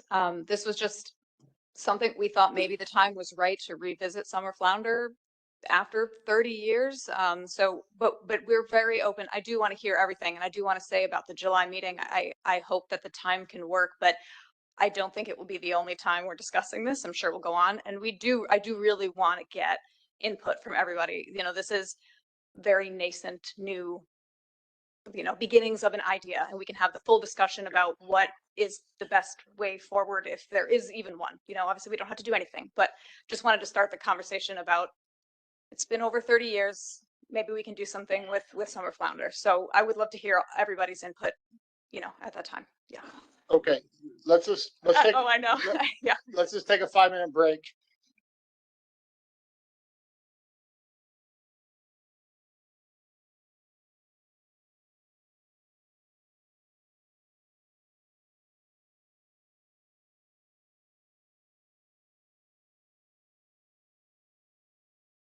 We're a little behind schedule.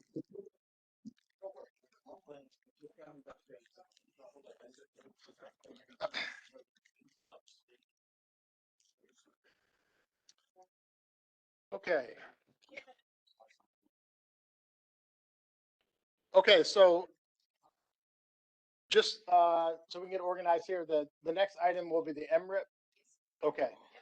And I think we probably have more other business as well. That wasn't the only slide, right? In other business. Okay, well, we'll get there when we get there, I guess. Okay. So Rachel, take it away. All right, good afternoon, folks.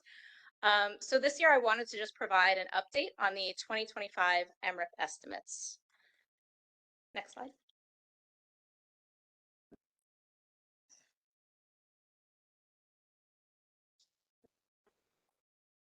Oh, that's funny. It's true. Okay. Yeah.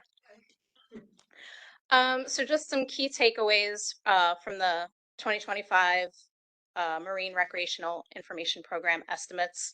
And just to be complete, as far as the Marine Recreational Information Program goes, it is integrating data from our Access Point Angler Intercept Survey, which are the recreational angler surveyors that you see, effort from our VTRs, the For Hire telephone survey, and the Fishing Effort Survey, which is all amalgamated into this to come up with these estimates.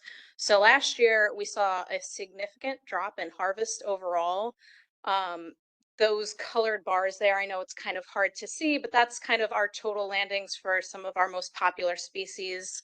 You can see that scup is kind of in the gray there. And yeah, I'm sorry, that's very small. So it starts 21. It goes from 2021 through 2025. But the numbers that we're kind of seeing for 2025 are very similar to what we saw in 2018 as far as like the drop in harvest for across the board. That purple band is striped bass. The bluefish is that brighter blue, and that dark blue is black sea bass. And the green bar up at the top is tautog. So we saw this drop off. Bluefish, striped bass, black sea bass, and tautog had the largest decreases in harvest, almost a 50% drop for those species. There was a small drop in effort overall, but mostly in the shore and private boat modes. So today I'm going to show you just a couple more slides, and we're looking for just feedback on whether these trends kind of match your on the water experience. Next slide. And again, I don't have 2018 up here, but 2025 numbers are very similar to the effort and harvest levels that we saw back in 2018. But this goes from 2021 to 2025. And this is specifically the number of angler trips that were estimated for New York by mode. So that top bright blue is shore. The big banded dark blue is private and rental boats. And then the bars on the bottom that are really hard to see are party, and then below that in purple is charter. Obviously, a very small proportion of the overall angler trips, but you could see the raw numbers on the bottom there. And again, there was a drop in effort, but not a significant drop when you look at 2021. You can go to the next slide. And then, yeah. Can I interrupt? It wasn't 21 when they reduced the bluefish down to like nothing? Yeah, so for bluefish, there are certainly, like, there are regulatory things that went into place across this 2021 to 2025 time span, but they're not, like, some species had no changes. And I'm sorry, do you want to back up just one more slide? And one more. I'm sorry, I misstated before. So there were some things like summer flounder has an increase. Again, we liberalized summer flounder, so that would make sense. So some of those things are playing out in there, but when you're looking at big picture overall, there's still a significant drop that is not accountable for just some of the regulations that went into effect during the same time period. What was significant what was significant in 2022? Because it seems like in both graphs, that's Yeah, much so higher. the effort in 2022 and the harvest in 2022 were very high. I mean, I know just looking back, there were a lot of really great weather days in 2022 that can't accommodate for everything, but I know that it certainly played a part. And I think I'm going to pause here and just get to the end of the slides and then hear some more feedback on what people saw. So do you want to go just, and there we go. And I put this on just so that we could look at what was going on in our neighboring states as far as angling trips and effort. New Jersey is, we're the top blue bar, and then New Jersey's kind of overlaps with us a little bit. They're that orange bar. And then you have Massachusetts in purple there, and then Connecticut is dark green. Delaware is that bright green, and then the bright blue is Rhode Island. Those three are kind of at the bottom. So I think the only one who saw a really big increase was Massachusetts. I mean, really big comparatively, but New Jersey also saw a similar decline to what we did in effort. And that's all the slides that I had. This is just a brief summary. And again, I kind of looked at everything going back to like 2000 to 2025, but I didn't want to make it really hard to see. And it does seem like 2025, very similar to the drop off in both effort and harvest that we saw in 2018. I don't know why that would be, but if folks have thoughts, I'd love to hear. John? Yeah, the drop off in effort, when you're a commercial fisherman, if you feel that it's not feasible by the if the regulations are set too low for you to go for it, you're not going to fish for them. That's just the bottom line with effort. That's commercial fisherman way. You're not going to go fishing for something that you're not going to be able to pay the fuel on a boat. So that could be the answer to your 25 effort drop, right? If you go back one You slide, have the same amount of trips going for those? So for I'm saying commercial side. I forget. This yeah, is all this is all recreational. I apologize. I In, shouldn't even be yeah. talking. But in 2021, we had a similar level of effort, and harvest was not this low. We are 30%. Okay. Yeah. So I'm going to follow back to John's update at the end of this, but Charlie, Yeah, I don't do much black fishing, so I'm going to leave tautog out of my discussions because I don't have any personal experience. But as far as the other three, the numbers look just about right to me. You have to remember that one of the most important things to anglers are availability and abundance. And what we have, striped bass, you had that big number in 2022, but you had the 2015 year class coming into the slot. So you had high striped bass landings. The 15s left the slot. The 2018s came in last year, but there are so few of the smaller fish that, basically keep anglers entertained, that a lot of the serious bass fishermen are not bass fishing anymore. I know a lot of them, yeah, they still go out at night and they target the big fish, but you don't have the same level of striped bass fishing that you had before. So that makes perfect sense. And again, with a 28 to 31 inch slot, there just aren't that many slot fish around, even with the 2018s. Bluefish are very spotty. I mean, I grew up in the years when bluefish blew up every harbor on the North Shore in the summer, and you would go in and you just see literally acres of water turned white from bluefish in Menhaden schools. That doesn't exist anymore. I'm a shark fisherman. I spend most of my summer offshore, and traditionally, bluefish were the plague of your shark slick. That you would go out and sometimes you couldn't get a bait overboard. They would just line up behind your chum can like goldfish waiting to be fed. Since 2017, I have had 2 days with bluefish in my chum slick. They were both in early I can't recall if it was 2022 or 2023, and all they were 12-inch fish. I never encountered fish that small offshore again before. Sometimes Montauk is really hot with blues. Sometimes up on the North Shore, South Shore now, you'll get a run where people will catch a lot of fish in a short time, but the dependability of bluefish just isn't there anymore.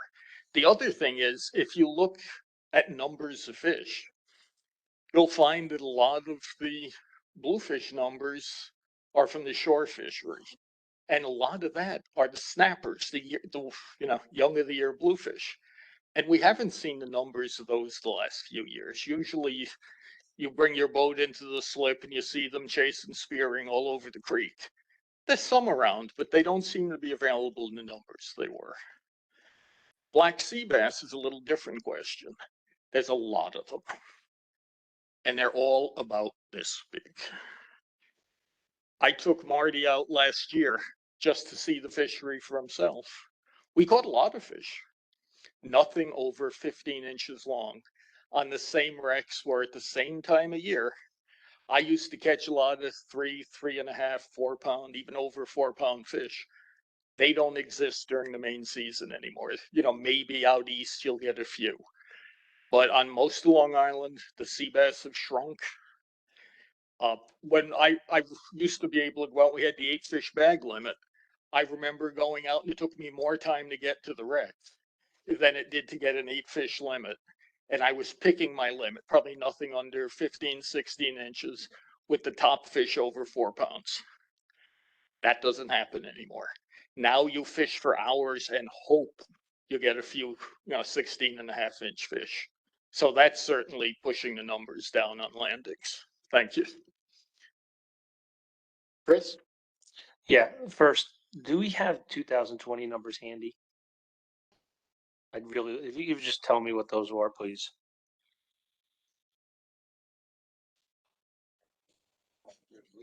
Ah, well, that's my point. That's what I'm. So 2020 year, but the effort and were pretty.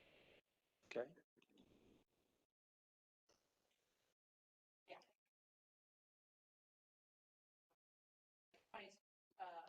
2020. I'm sorry. So you asked for 2020 for harvest? Yeah, and then the trips, please. Sure. So for 2020, we were about just overall total harvest was almost the same as that 2021. Can you back up a slide? The 2021 bar. It's almost, it's like 1 million pounds Okay. more than that. Okay. And then for effort,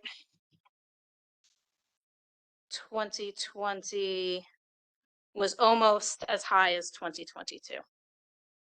Can you go to So if that? you go to the next, Go to the next slide, please. yeah, sorry. So So 2022 is that big bar, so 2020 is the same as 2022. almost, yeah. Almost. Okay.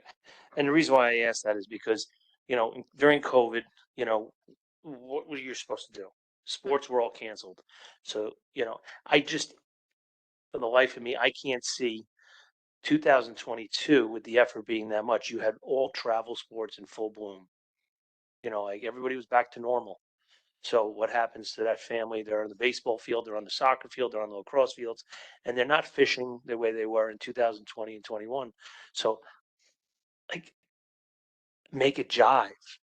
Like, I just don't get, why 2022 the effort was so much. And I mean, like, and even if you look at the charter boats there from 2023, 18,000 trips, like that doesn't sound right at all when you're comparing 205, 96, 73, 90.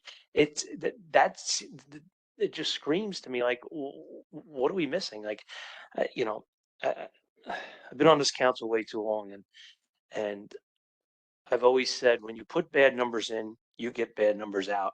So when I see these types of things, you know, I have a lot of questions, and like it doesn't make. I almost want to say, and this is not personal. You no, please don't take it that way. It just make it make sense, and it doesn't make sense to me. Now, weather does take a factor in this. Yeah, some years is a little windier, but to see this kind of effort, I mean, 2020, 2021, the uh, the the use on the water was high, extremely high. Boat sales were good, fishing tackle sales were good. Everybody, because it was the one activity. We went to the governor and said, "Hey, what other activity in this world can you do as a family of four and not be around other people? You can get in your car by yourself, get on your boat by yourself with your family instead of being cooped up in your house, and you can go out on the water and recreate in the fresh air, which is what everyone wanted back then. And it just doesn't seem like these numbers to have 2022 be so high compared to 2020 and 21. It just doesn't sit with me. And the 2023 charter boat, I mean, I know last year the charter boats were a lot of them were. I feel like there was a lot of frustration or lack of they were complaining a lot about business not being what it was. So I just those are these are red flags for me, and again, make it make sense. And I'm all ears. Like, if I'm wrong, I'm wrong, but I don't see it. Let's hear from Mark and then Charlie. Just couple things. The 2025 party boat number, Mhm. that is individual people going fishing on party boats in New York State in the year 2025. Yes, I can tell you 100% that number is way off. like low or high. That's low. Okay. Okay. I know what we carried last year. Okay. Roughly. I've actually just messaged my boss to see if he had the actual figure. Mhm. But yeah, these numbers are not correct. But what is the estimate? I'm just curious. I think, and I could be wrong, but I think we were somewhere between 10 and 12,000. We're one business. If we're that significant a portion, then there's a lot of boats about to go out of business. You know what I mean? That doesn't jive. Now, I will agree with some of what Charlie said regarding reasons for some of these harvests to be down this past year. Okay. Bluefish, can't rely on them. Some years they show up, some years they don't. Sea bass, of course the harvest was down because at 16.5 inches, you couldn't catch a keeper. You can go out and catch thousands of shorts, but you can't catch a keeper. Tog, Remember the weather last October, November? Where it blew 30 out of the west every day? And then you get a 1-day window, you go out and the water looks like Yoo-hoo. Okay? I don't know if anybody here has ever blackfished, but they are not gonna bite anything in dirty water. I will disagree a certain amount with the striped bass fishing effort last year, because there was an awful lot of effort on the recreational private boat side that I saw, an awful lot. So maybe they weren't keeping, because there weren't as many slots, but believe me, the effort was there. But again, I don't know. I can't trust these numbers, and when you have bad input, you're going to get bad data back. Okay, so let's get a couple more comments, Charlie and then Eddie. And then maybe we might move on to the next topic unless you need feedback on specific things, Rachel. Yeah, what I'm saying, less for Rachel and for the group as a whole, is that the for hire estimates did have high PSEs around them. A lot of them were over 30, because I looked at least for 25. I mean, for the whole year, all of these PSCs are under 30. Were they? Because I Yeah. thought I looked at it and they were over. Maybe I was looking at species specific. Species specific, some of the PSCs are high. Yeah. But for just the effort across the board for the whole year, these PSCs were all okay. Yeah. But the PSCs for hires were higher than they were for the shore and private boat, I believe. Yes. Yeah. That's like the error around, percent error. Yeah, percent standard error.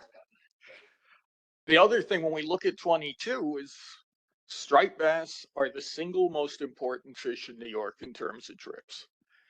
So when we see the 2015s in the slot, and a lot of people who aren't typically striped bass fishermen, but go out because they're available, that's a very believable number. We saw it coastwide. I mean, that's one thing, at least in the bass figures, that bass effort generally was up in 22 and it was surprisingly down in 25.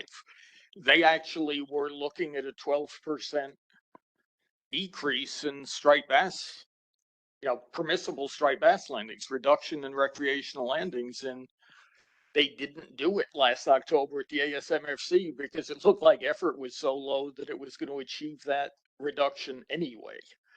So again, to me, those are, and other parts of New York too. But effort is, like I said, those are very believable numbers. And if you put the uncertainty bars on there, it might make some of these changes, less important to, in terms of some of the trends. Go ahead, Eddie. In October and November, the boats out of Captree were packed with 70 to 90 people on them almost every day catching striped bass. So, and they were over Facebook, Instagram, all of this stuff, and they caught them from 9 a.m. to 2 o'clock in the afternoon. So some of those numbers I don't believe are exactly correct up there. I hate to say that to you, but when you put 70 people on a boat, say at least 20 to 30 days out of a month, that's a lot. Okay, we have Melissa online. Hello. I'm going to concur with Chris with 2022 being an outlier. And while I understand that that was a phenomenal year for striped bass with that that big year class moving in, I still have some concerns with some of those numbers. I think it would be helpful if we could see what 2020 was with a breakdown by species, so that we could see how that striped bass trended from 2020 to 21 and 22.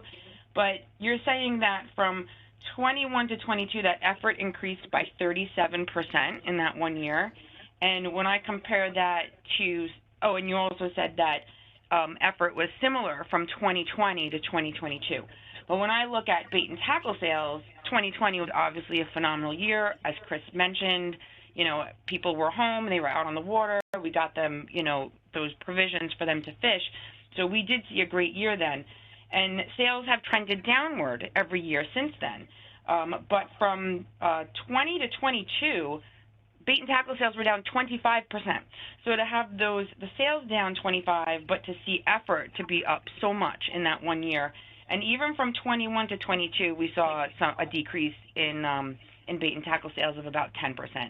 So I can agree that some of that effort is attributed to striped bass 100% with that big year class, but these numbers just seem a little bit out of whack, and I would definitely like to see a little bit more detail in 2020 to compare to that as well. Okay, Thank you, Melissa. last comment, then we'll go to Mark. Just again, regarding effort, especially with the private boats, I would imagine, I don't know, cause I'm not a private boater, but a lot of people I know that do have them, they'll go out, they'll fish for this for a little while, then they'll fish for that. So I don't know that we can specifically say a trip is targeting this, just this. We can, because we're pretty much, we have to advertise we're fishing for this or this or this, or, you know, a combination if it is, you know, so I think breaking it down by species is a little bit harder, but yeah, some of this doesn't just logically jive in my head. Okay, Just for clarification, this is just overall effort total, not effort by species. That data is available, but I did not put that all together because the PSCs are higher, so it's less meaningful. thank you, Rachel. I think you got some feedback, and one thing I will add, John keeps bringing up the reasons for landings, you know, trends and so forth. If you want to look at that, it's more on the Mid-Atlantic scale, but NOAA puts out something called the State of the Ecosystem Report every year. And they had about, I don't know, 40% of the staff cut out of that division, but they still put one out this year. And in that report, it covers everything from, you know, water temperatures to whales. But they also have a section on trends in commercial and recreational fisheries. And they talk about how management measures are impacting landing. So if you want to look at some of that on a little broader scale, you can. Just, you know, I thought I'd raise that. So, okay. You're welcome, John. All right, Jesse, what are we on? Tautog. Okay, so 2026. Oh, wait a minute, we're on Tautog? I think so. Do you want it to be on Tautog? Okay, I see it on there. I'm sorry. It got indented over a little further.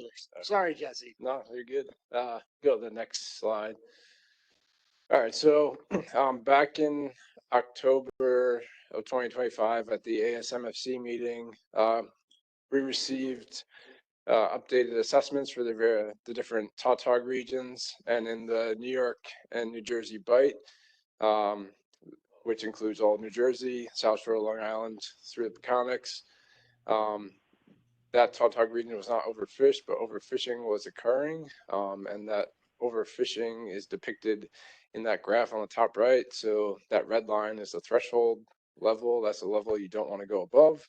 And you can see that the fishing mortality rate is above that. And then just for context, that dashed line is the target fishing mortality rate, which is what you ideally want to keep fishing mortality at. So in response to this overfishing status, an addendum was initiated to respond to that, and it's going to consider changes to seasons, bag, and size limits in that region to make changes to reduce fishing mortality. Additionally, the technical committee began working on calculating what type of reduction or how much of a reduction would be needed to bring fishing mortality down to that target rate, to have a 50% probability of hitting that target rate by 2030. And that number is a 40% reduction in fishing mortality needs to come down to be at that target level by 2030. Those graphs on the bottom bottom right on that left panel shows what would happen or what's projected to happen to spawning stock biomass of TOG in that region over through 2030, and if maintained at the current fishing mortality rate, it's expected to continuously decline. Versus on the right side there, if a 40% reduction is taken, then spawning stock biomass is projected to stay at the target level. So the current timeline, which is subject to change, so at the August 2026 ASMFC meeting, we're expected to get various options in the addendum and potentially approve the addendum to go out for the public for comment, which then at the November meeting at ASMFC would potentially allow for final action to be taken on the addendum for then implementation in 2027. So that's just the current timeline, which can change. Go to the next slide. So also wanted to just talk about some of the uncertainties with tautog, because I think it's just important to keep in the back of everyone's minds. There's a lot of moving parts with TOG, a lot of things that are going to change over the next few years, which may or may not change our understanding of the population and the fishing mortality rate. So one of those things is the MRAC recalibration. We're expected to get that information in August this year, and we don't know how that data will impact our understanding of the population and fishing mortality rates for tautog until those new numbers are run in a new assessment. And speaking of assessments, there's one scheduled for 2029. And so the current assessment has a large retrospective pattern. So in the New York Bight region, it consistently underestimates spawning stock biomass and overestimates fishing mortality, and they do make an adjustment to account for that. But in this new benchmark assessment, there'll be additional survey data added, which will hopefully improve the modeling and our confidence in what the assessment is telling us. The benchmark assessment has also been asked to be moved up, so it's possible that it may come even earlier than 2029. So, maybe 2028 we'll get a new assessment. Another thing to keep in mind, fishing mortality rates the last couple of years have been declining for tautog. So if fishing mortality rates continue to decline, then that 40% reduction that was calculated will be an overestimate of how much a reduction is needed to bring the F rate down to the target level. And then lastly, tautog removals are variable from year to year, and they have higher PSEs, so higher percent standard errors than other recreationally important species. So yeah, lots of moving parts with TOG, lots of things that can change our understanding over the next couple of years. But that's where we are with tautog. So.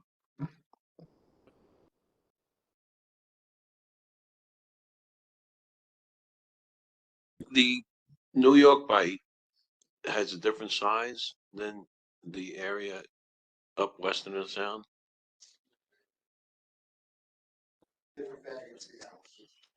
It's 16 universally all around.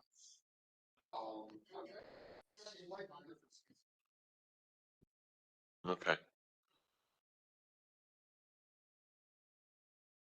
Okay, Mark? Just, when you say TOG removals have variable from year to year, I would caution anybody involved in calculations of these fish that they have an extremely variable catch rate or removals day to day within a year. So extrapolation of data becomes extremely problematic because it is so weather dependent. They can be, I've been fishing, I know these fish. I've been fishing for them for a while. They can be extremely moody. They can bite their faces off for an hour and then completely shut off. So just from a extrapolation of that is very problematic with these things. So be very mindful of that, be very careful. You know, I know that with us in the up in the sound, 3 fish at 16 inches seems to be working. I don't know the situation in the New York Bight very well, but I can tell you that there are a lot of younger fish. I mean, a lot. So, you know, just proceed with caution. Additional comments? Okay. Can I ask a quick question? Yes, who's this? It's Melissa, sorry. Of course, Melissa. I can't find my little hand to raise my hand, I apologize. I was just curious with Tautog, is this still being managed under the same recreational harvest rule where we would be in that grid where it would be 0%, 20%, or 40% with nothing in between those ranges as far as reductions? And if a change goes into place in 2027, is it also under the 2-year measures where it will be the same for 2 years straight? The answer to that is no. No to both questions? Yep, correct. Okay, so we don't necessarily, we might not necessarily see a 40%. It could end up at like a 30%. It doesn't fall into the box where it has to be one of those 3 options. Yeah, I mean, it could change from 40.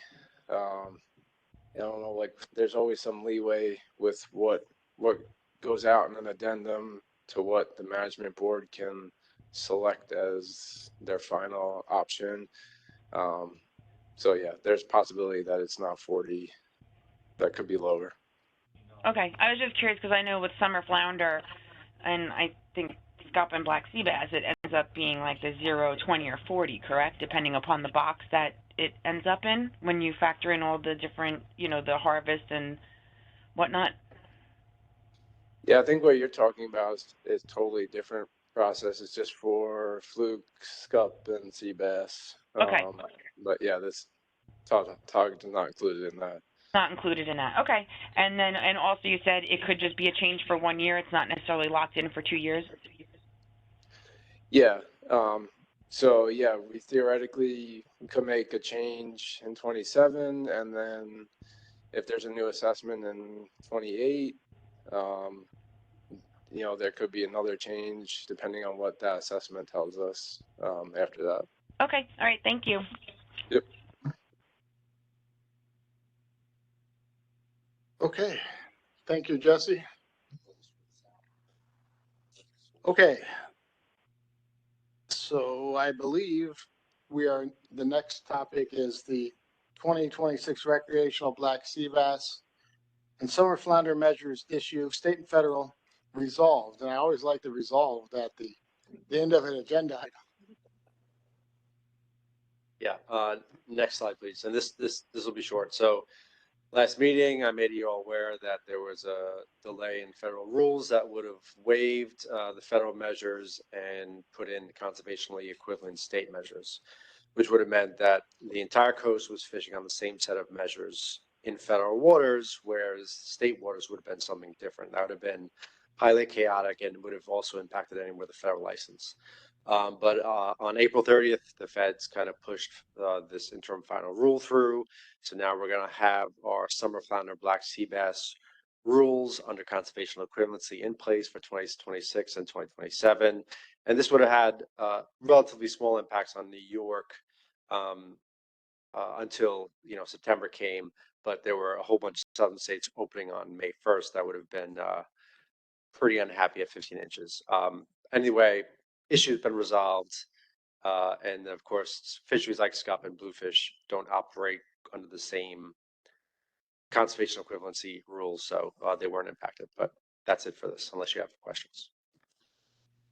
Said resolved. No, go ahead. I'm kidding, Mark. Go ahead. I just want to clarify, because I did talk to some people and there was some concern. There was no longer a threat of a federal sea bass closure in September. Is that correct? We're good? You're good. That is awesome. Thank you. Okay, do we have any other questions for? Okay. Okay, so our next topic is rulemaking. Yeah, so you're gonna have to scroll down quite a bit, I think. Okay, welcome, Caitlin. Yes.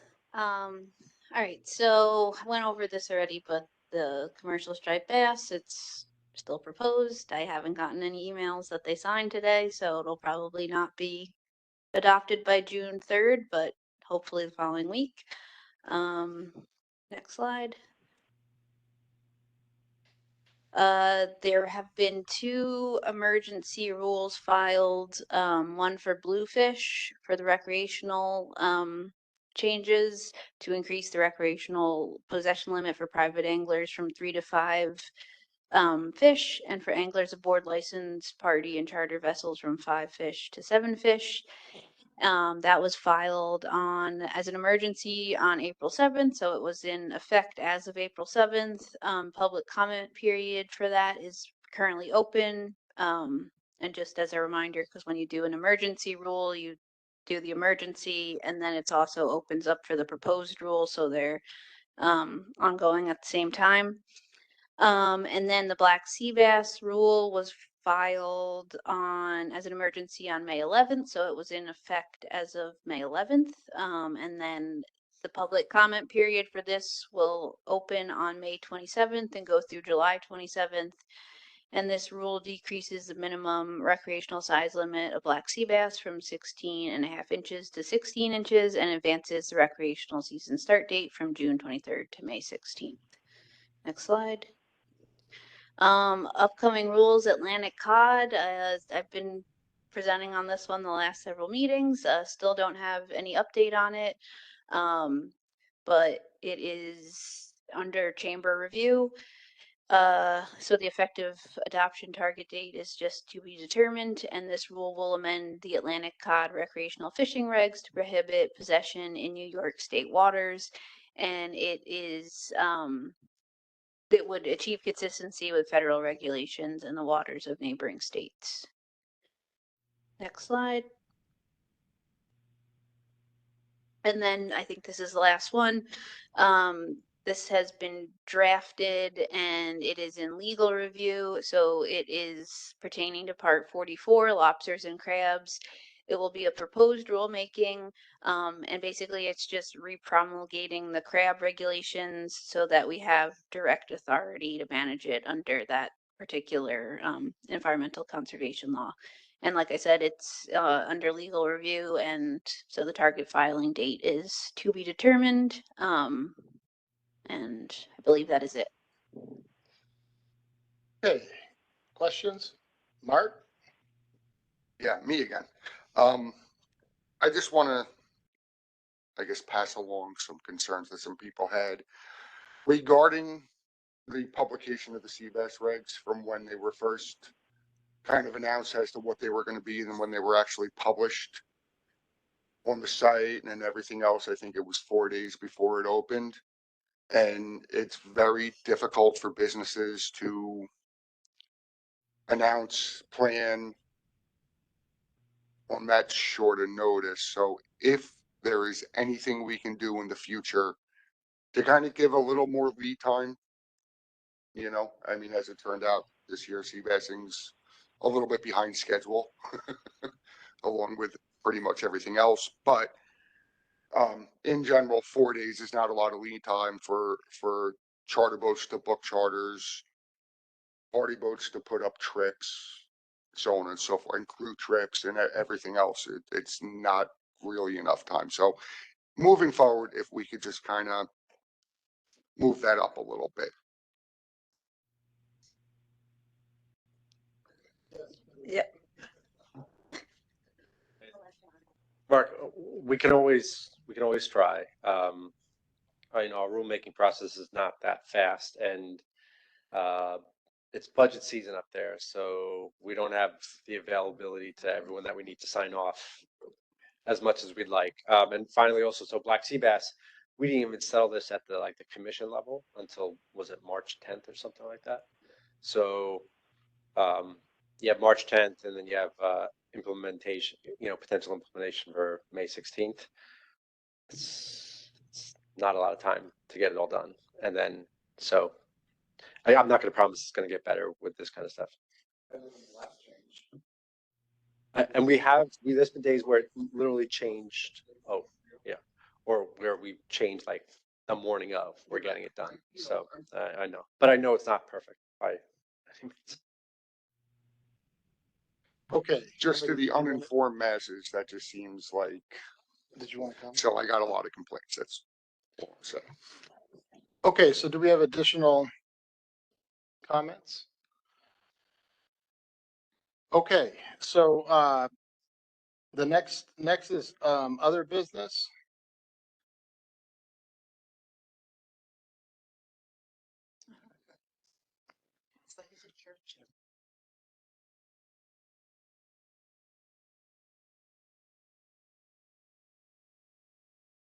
Okay, so I have 3 items I want to bring to all your attention.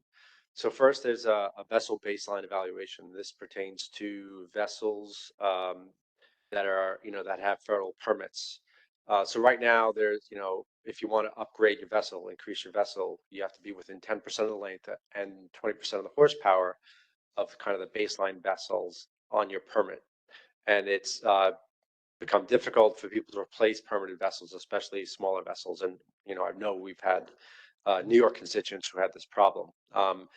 And so what the New England Mid-Atlantic Councils are doing, they're going to hold a series of meetings, kind of getting feedback from the public on if and how this should be changed. So there's going to be 3 public webinars held in May. So May 21st and then May 26th. The times are up there. You do not have to be a member of the advisory panels in order to speak, but you do have to register for the webinar. So I encourage you, if this is an issue of importance to you, go to nefmc.org. That's New England Fishery Management Council website. Register for one of these webinars and get your thoughts heard. If vessel replacement is an issue.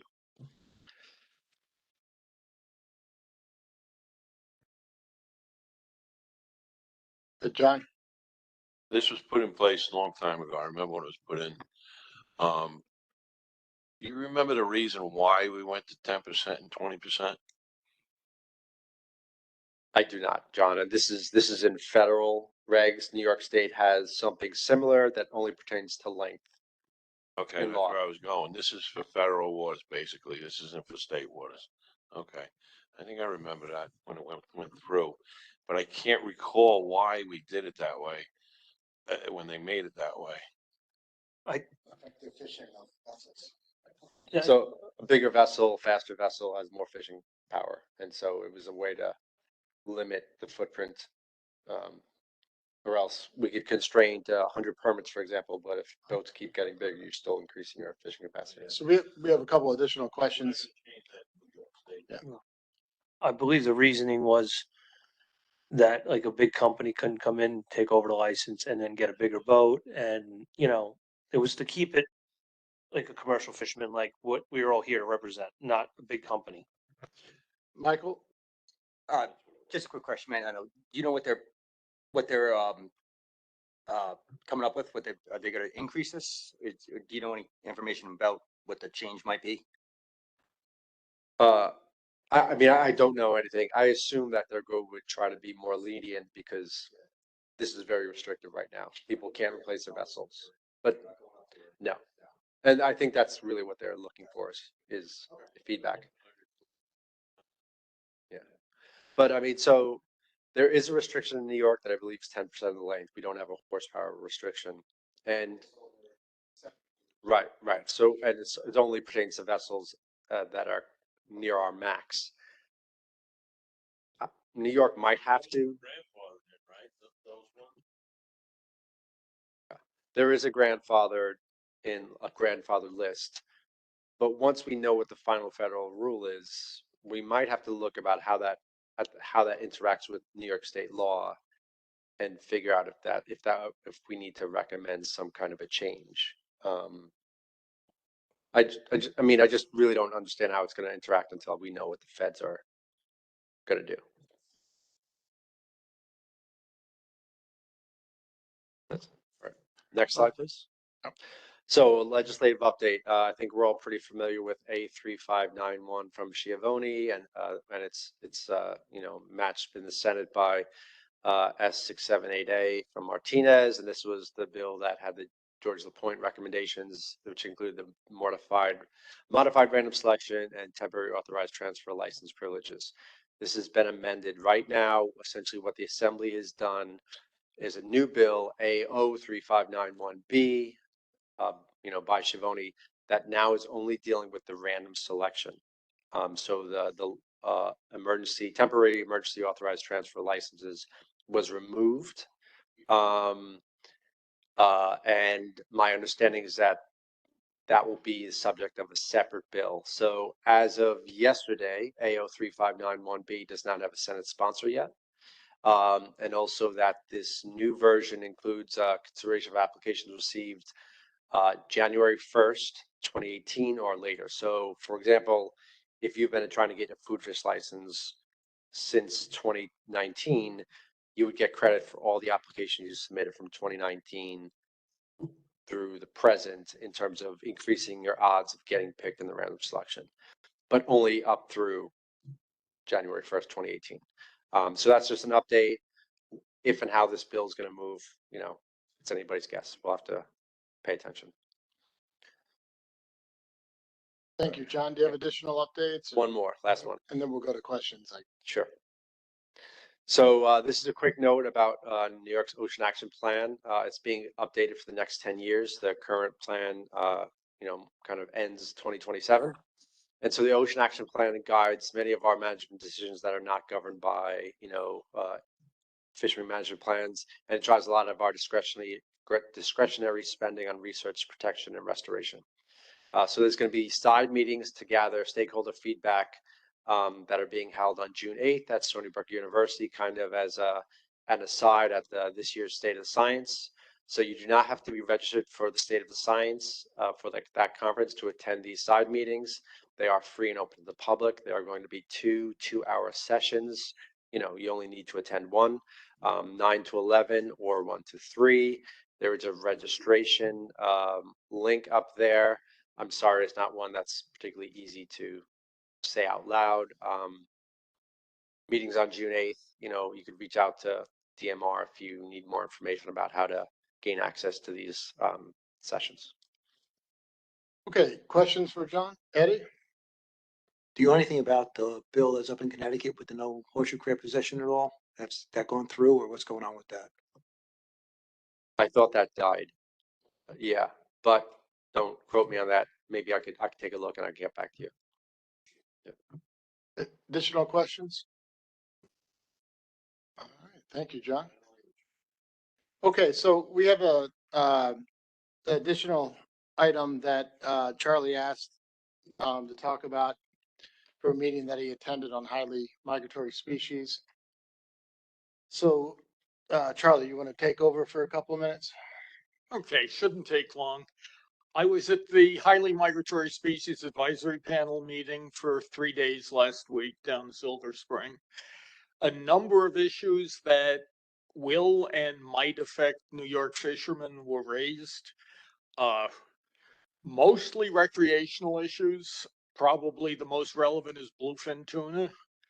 You might remember last year we had a very attenuated bluefin tuna season, recreational bluefin tuna season that ended in early August. That was kind of necessary just to give a little history on that. Our base angling category bluefin tuna quota was 297.4 metric tons. In 2024, recreational fishermen caught 452.7 metric tons. ICAT regulations require a pound for pound payback in the following year. So last year, our recreational quota was only 187.3 metric tons. That's what made the difference. And NIMS had to be very careful Because while ICAT has a pound for pound payback, if you go over 2 years in a row, the payback becomes 125% of your overage. So, yeah, and they did not want that to happen. So they were very careful. They actually did a good job. In 2024, the recreational overage accounted for 78% of the overall US overage. We were over by 9% because the general category and harpoon category were slightly over as well. Last year, with the early closure, the recreational quota came in at recreational landings at only 101% of quota. So they almost hit the number dead on. And the entire US quota was 94% of quota. So we are now have no overage and no paybacks this year, which is good news in itself.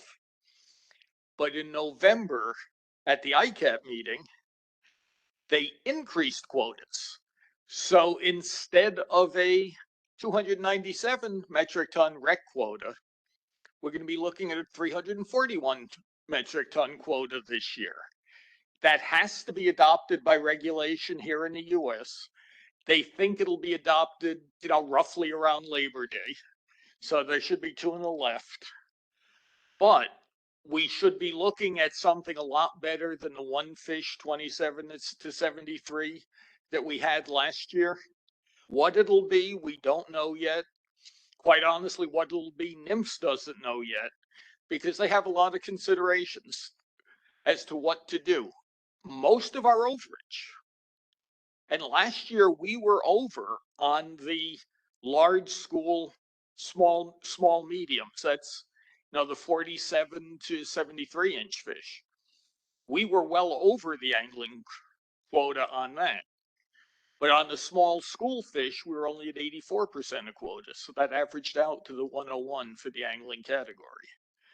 So they have to decide when they're setting up the regulations this year, whether they want to emphasize catching the large fish, which up in New England are about all they have, are fish over 47 inches.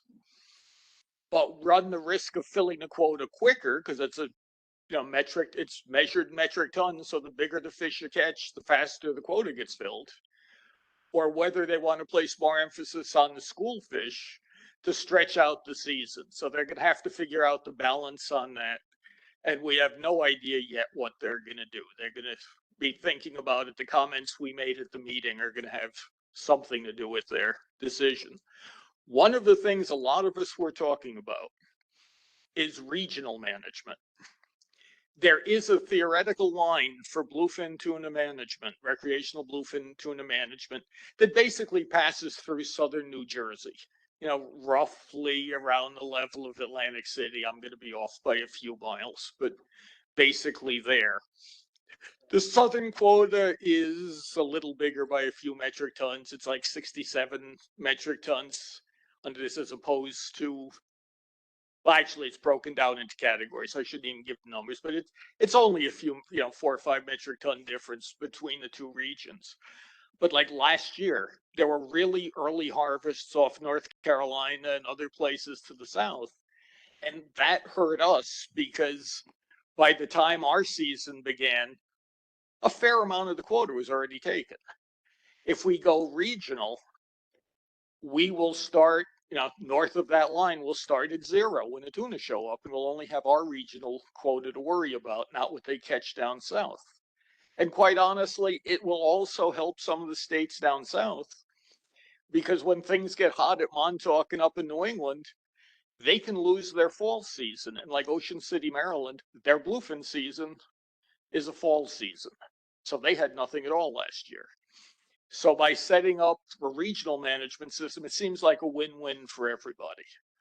And that's one thing that we were talking about. Don't know if NIMS is going to do it, but it's something that we're pushing. But it looks like we should have a real recreational bluefin season this year, where we can fish on our full angling quota and where we can expect the season to run well into the fall. Commercially, you're also going to get increases in quota because as I said at ICAT, they increased the entire Western Atlantic quota, and the U.S. is the biggest component of that, by about 20%. The reason they did it was really interesting. There's somebody up in Maine, Walt Gillette, who's running a lab up at the University of Maine, and he's doing what they call close kin mark recapture studies. And basically what they're doing is they're getting larval tuna and they're doing genetic work on them. And then they're taking samples from larger tuna caught by anglers and commercial fishermen. And they're looking at the genetic variation and they're getting a better estimate of the population size because they're figuring out how many tuna it takes to create the genetic variations they're seeing. It's very fascinating stuff. And the numbers weren't revelatory. I mean, the number that they came up with through that work was at the upper range of what they thought the size of the population was anyway, but they eliminated all of the lower estimates so they could actually increase the harvest because they had more confidence in what the population estimate was. So everybody is going to make out. I don't think we have any longline interests in the room, but the pelagic longline quota is also being increased beyond the 20% increase. There's an area in the middle of the Atlantic where the western stock and eastern stock mix, and the U.S. is given a bycatch quota out of the eastern stock quota, and that's going up to something like 62.5 or 67.5 metric tons from about 20. And they're interpreting the regulation to not only be in this one small area, but also adjacent areas. So that longline bycatch quota is going to be increasing the bycatch quota throughout most of the Atlantic coast. So that's another thing the commercials are going to get. Also, some of you may remember at the last meeting, I brought up that there was somebody in NIMF saying we shouldn't be reporting our U.S. recreational catch under the U.S. quota. And there was dubious legal grounds for making the claim. There was no mention of that at all at the meeting. There was no mention of it in the regulatory proposals. There was the quota scheme that they gave us included the recreational and the overall quota. So the person's not in that job anymore. He's moved somewhere else. And I think that's going to become a non-event. Sharks, recreational shark rigs. There right now, if anybody's a recreational shark fisherman up here, you know we get one fish at 54 inches or more per day, with an exception for a couple of very small species that we normally don't see. There is a regulation out there now that will break the sharks down, the non-prohibited sharks obviously, into species groups. And they will have separate size limits that are potentially tied into age at maturity. So for black tips and spinners will be one group.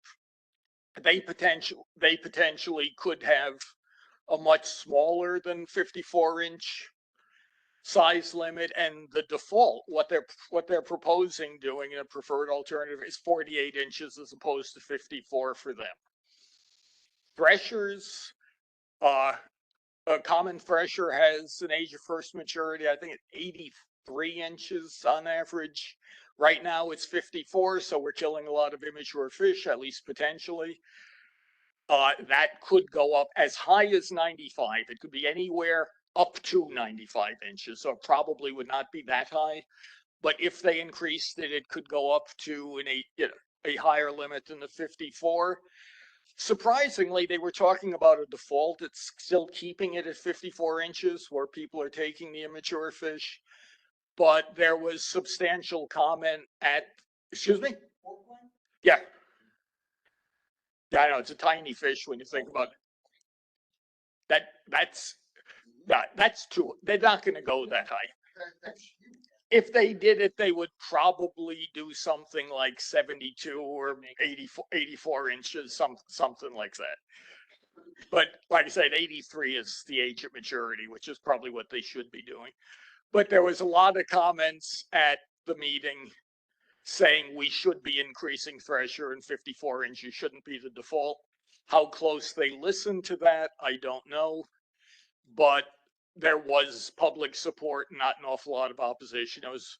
There was one biologist from Massachusetts who was, also a recreational fisherman. He's like, guys want to take smaller fish home and they're better eating fish. So he'd be a little bit reluctant. But outside of that, everybody was pretty much in support. There's also talk about changing bag limits according to species groups. So really common sharks, again, like black tips down south, where they had a stock assessment that was very favorable stock assessment. They could take more than one fish. Again, for all of the fish we catch up here, with the exception of spinners and black tips, the default would stay at one fish. This is a regulation they're still taking comments on. They will be taking comments on it through May 29th. So anybody who's particularly interested in it, that is something you can still talk about. And I think that's probably about it.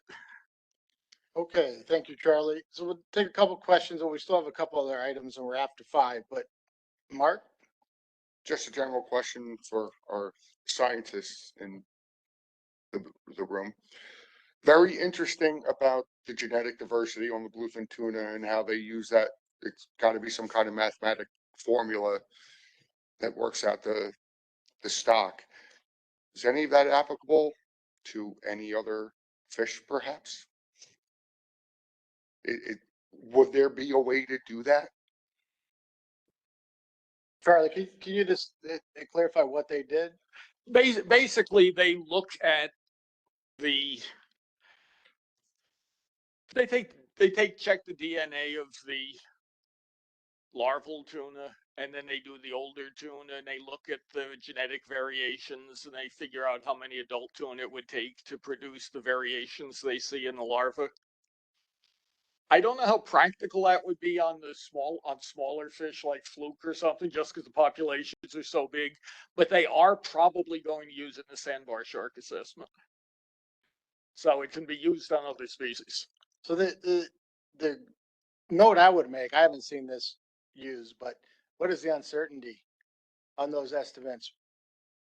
And those would have to be accounted for, particularly talking about something like summer flounder. Anyhow. I mean, it just seems to me like something like that is, I mean, obviously it's on a very grand scale, but that would almost be a mathematical exercise when you're talking about comparing DNA, because there's only so many, whatever, chromosomes or whatever on a strand of DNA. So you would probably be able to, it's just interesting to me because. Yeah, well, maybe that would be a topic for another meeting, but I'm not sure what they're doing here, but when you estimate a genetic effective population size, it's not equivalent to abundance estimate. So I don't know what they did here. They're two slightly different. Yeah. Yes, but I don't know exactly what they did.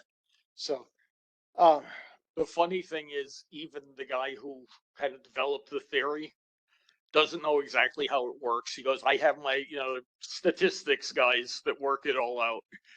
But apparently it gives, with large fish that are less abundant, it gives reasonable uncertainty levels. Yeah, so I've heard briefly about this, I think when I was in Europe, but I don't know. Anyhow, who knows? Marty has, did you have oh, sorry, Chris, go ahead. Yeah, just Walt is very well respected. I mean, he is the guru on tuna. He is, I mean, the research he's done is incredible. But was there any discussion on Mako? The only discussion on Mako was in relation to the 2026 ICAP meeting. The Spanish have come up with an unpublished paper they're trying to push, is showing that Makos mature earlier than the biological community is generally accepted, because they're trying to get Mako harvest again. But they're going to look at the Mako stock assessment again for the 2026 meeting. and they are trying to find ways to reduce Mako landings among stakeholders. They're going to try. Right now, North Atlantic Mako, the fishing mortality rate is more than 3 times above sustainable levels as of the last stock assessment. And that just puts pressure on the threshers. That's why we're having, you've seen with the small. Well, it's beyond that. A lot of this is longline bite. Yeah, well, that's, yeah. And in just your opinion, you alluded to the employee saying, don't report your numbers. Is that because too many people feel like we are too conservative, or I know for a long time we've been more conservative than most other countries. We're probably one of the more conservatives, but do you think that was an expression of frustration? When did I say? Just give me the context. I don't remember saying You that. said the employee, NIF's employee said, don't report your catch. No. Earlier. No.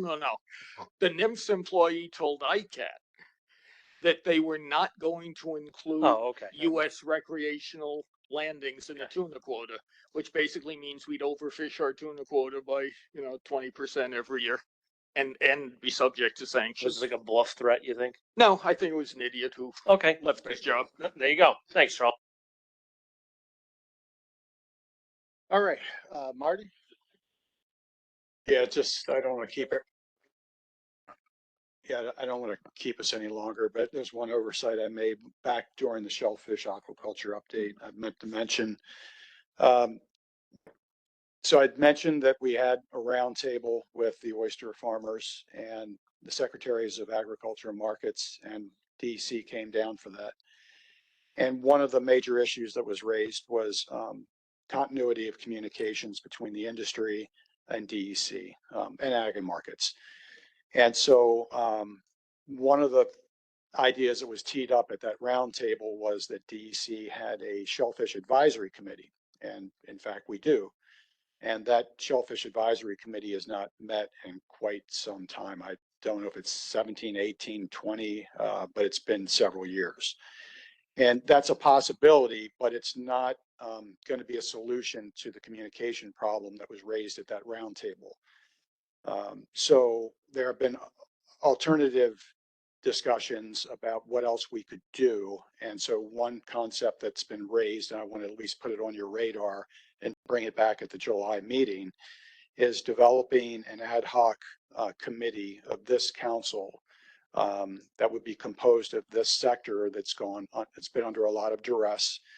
And so this, with a voice finally at the table with Elizabeth, then this group could then meet as needed with flexibility to accommodate the geographical distribution of these folks, allow DEC to work with them, meet with them on their own terms, and then bring issues channeled through Elizabeth back to this council.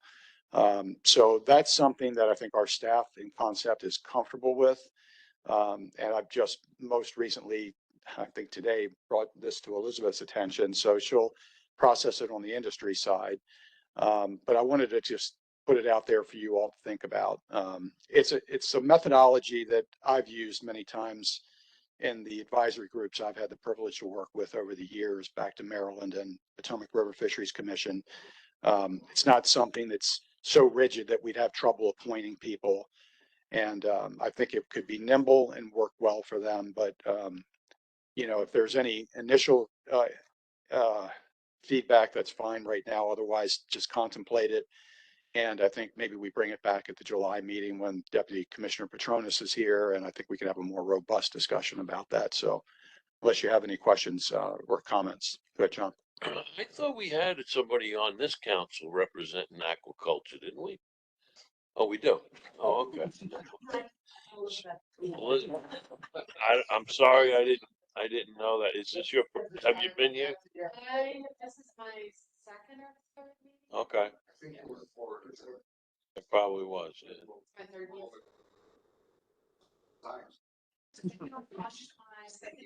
Did you? Thought I resigned. Not yet. Do we have questions for Marty? Okay, Michael. Real quick, when you were at the AFSC, whatever it is, did you get a chance to bring up the fluke issue, the New York State quoted? Not that I expect anything to happen, but.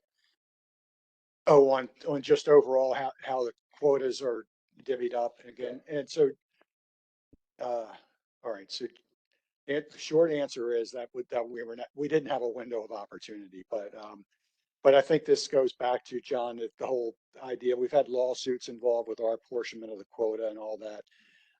So I think, yeah, I hope I didn't overpromise and under-deliver, but no, we do have to play the long game on that one, but I think, we're definitely cognizant of it, Mike, and we'll follow on that. So, yeah, okay. So if that's okay with everyone, and also Dean Yatsa, I don't know, I never met Dean. He once served here and we were talking about that, right? He's gone, but, yeah, so there was a presence before, and also somebody, Maureen, like from Doxy Sea Clam sat on this council way back. Okay. Bob Doxy. So there's a precedent. There's always been somebody. So now Elizabeth's here. So, yeah. Okay. But anyway, we'll come back to that. I think we'll have a lot of substance. Maureen, did you have something?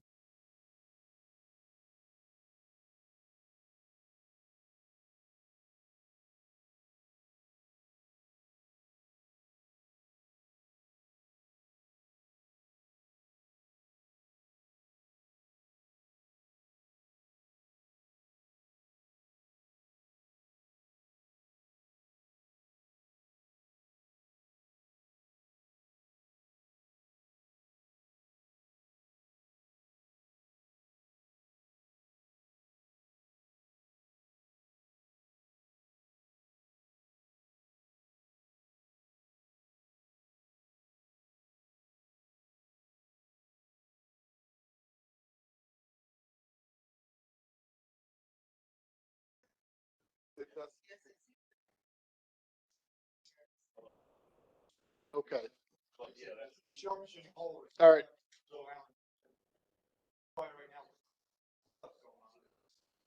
Yeah, so maybe we'll come back to this July. Yeah, we'll come back to this in July. So we do still have one more agenda item, upcoming meetings. And I made a slide this time, so that's good. We already discussed the baseline restriction evaluation that the New England and Mid-Atlantic Council is going to be doing. So again, May 21st is a morning and afternoon meeting, and then on May 26th is an afternoon meeting. Bluefish Advisory Panel is meeting. It's ASMFC on June 9th. That's webinar only. Mackerel Squid Butterfish Advisory Panel for the Mid-Atlantic Council, 6 on June 10th, webinar only. The Mid-Atlantic Council proper is meeting in Alexandria, Virginia, from 6/16 through 6/18. That is hybrid. So I hadn't seen an agenda, although I know an agenda is out now, Maureen. But of course, SCUP Winter One Management. So that was that quota utilization of SCUP that's on the agenda for discussion. Maureen, was there anything else on the Mid-Atlantic agenda that you thought was noteworthy? Okay, the specifications. Okay, these are golden tilefish and blue line tilefish specifications.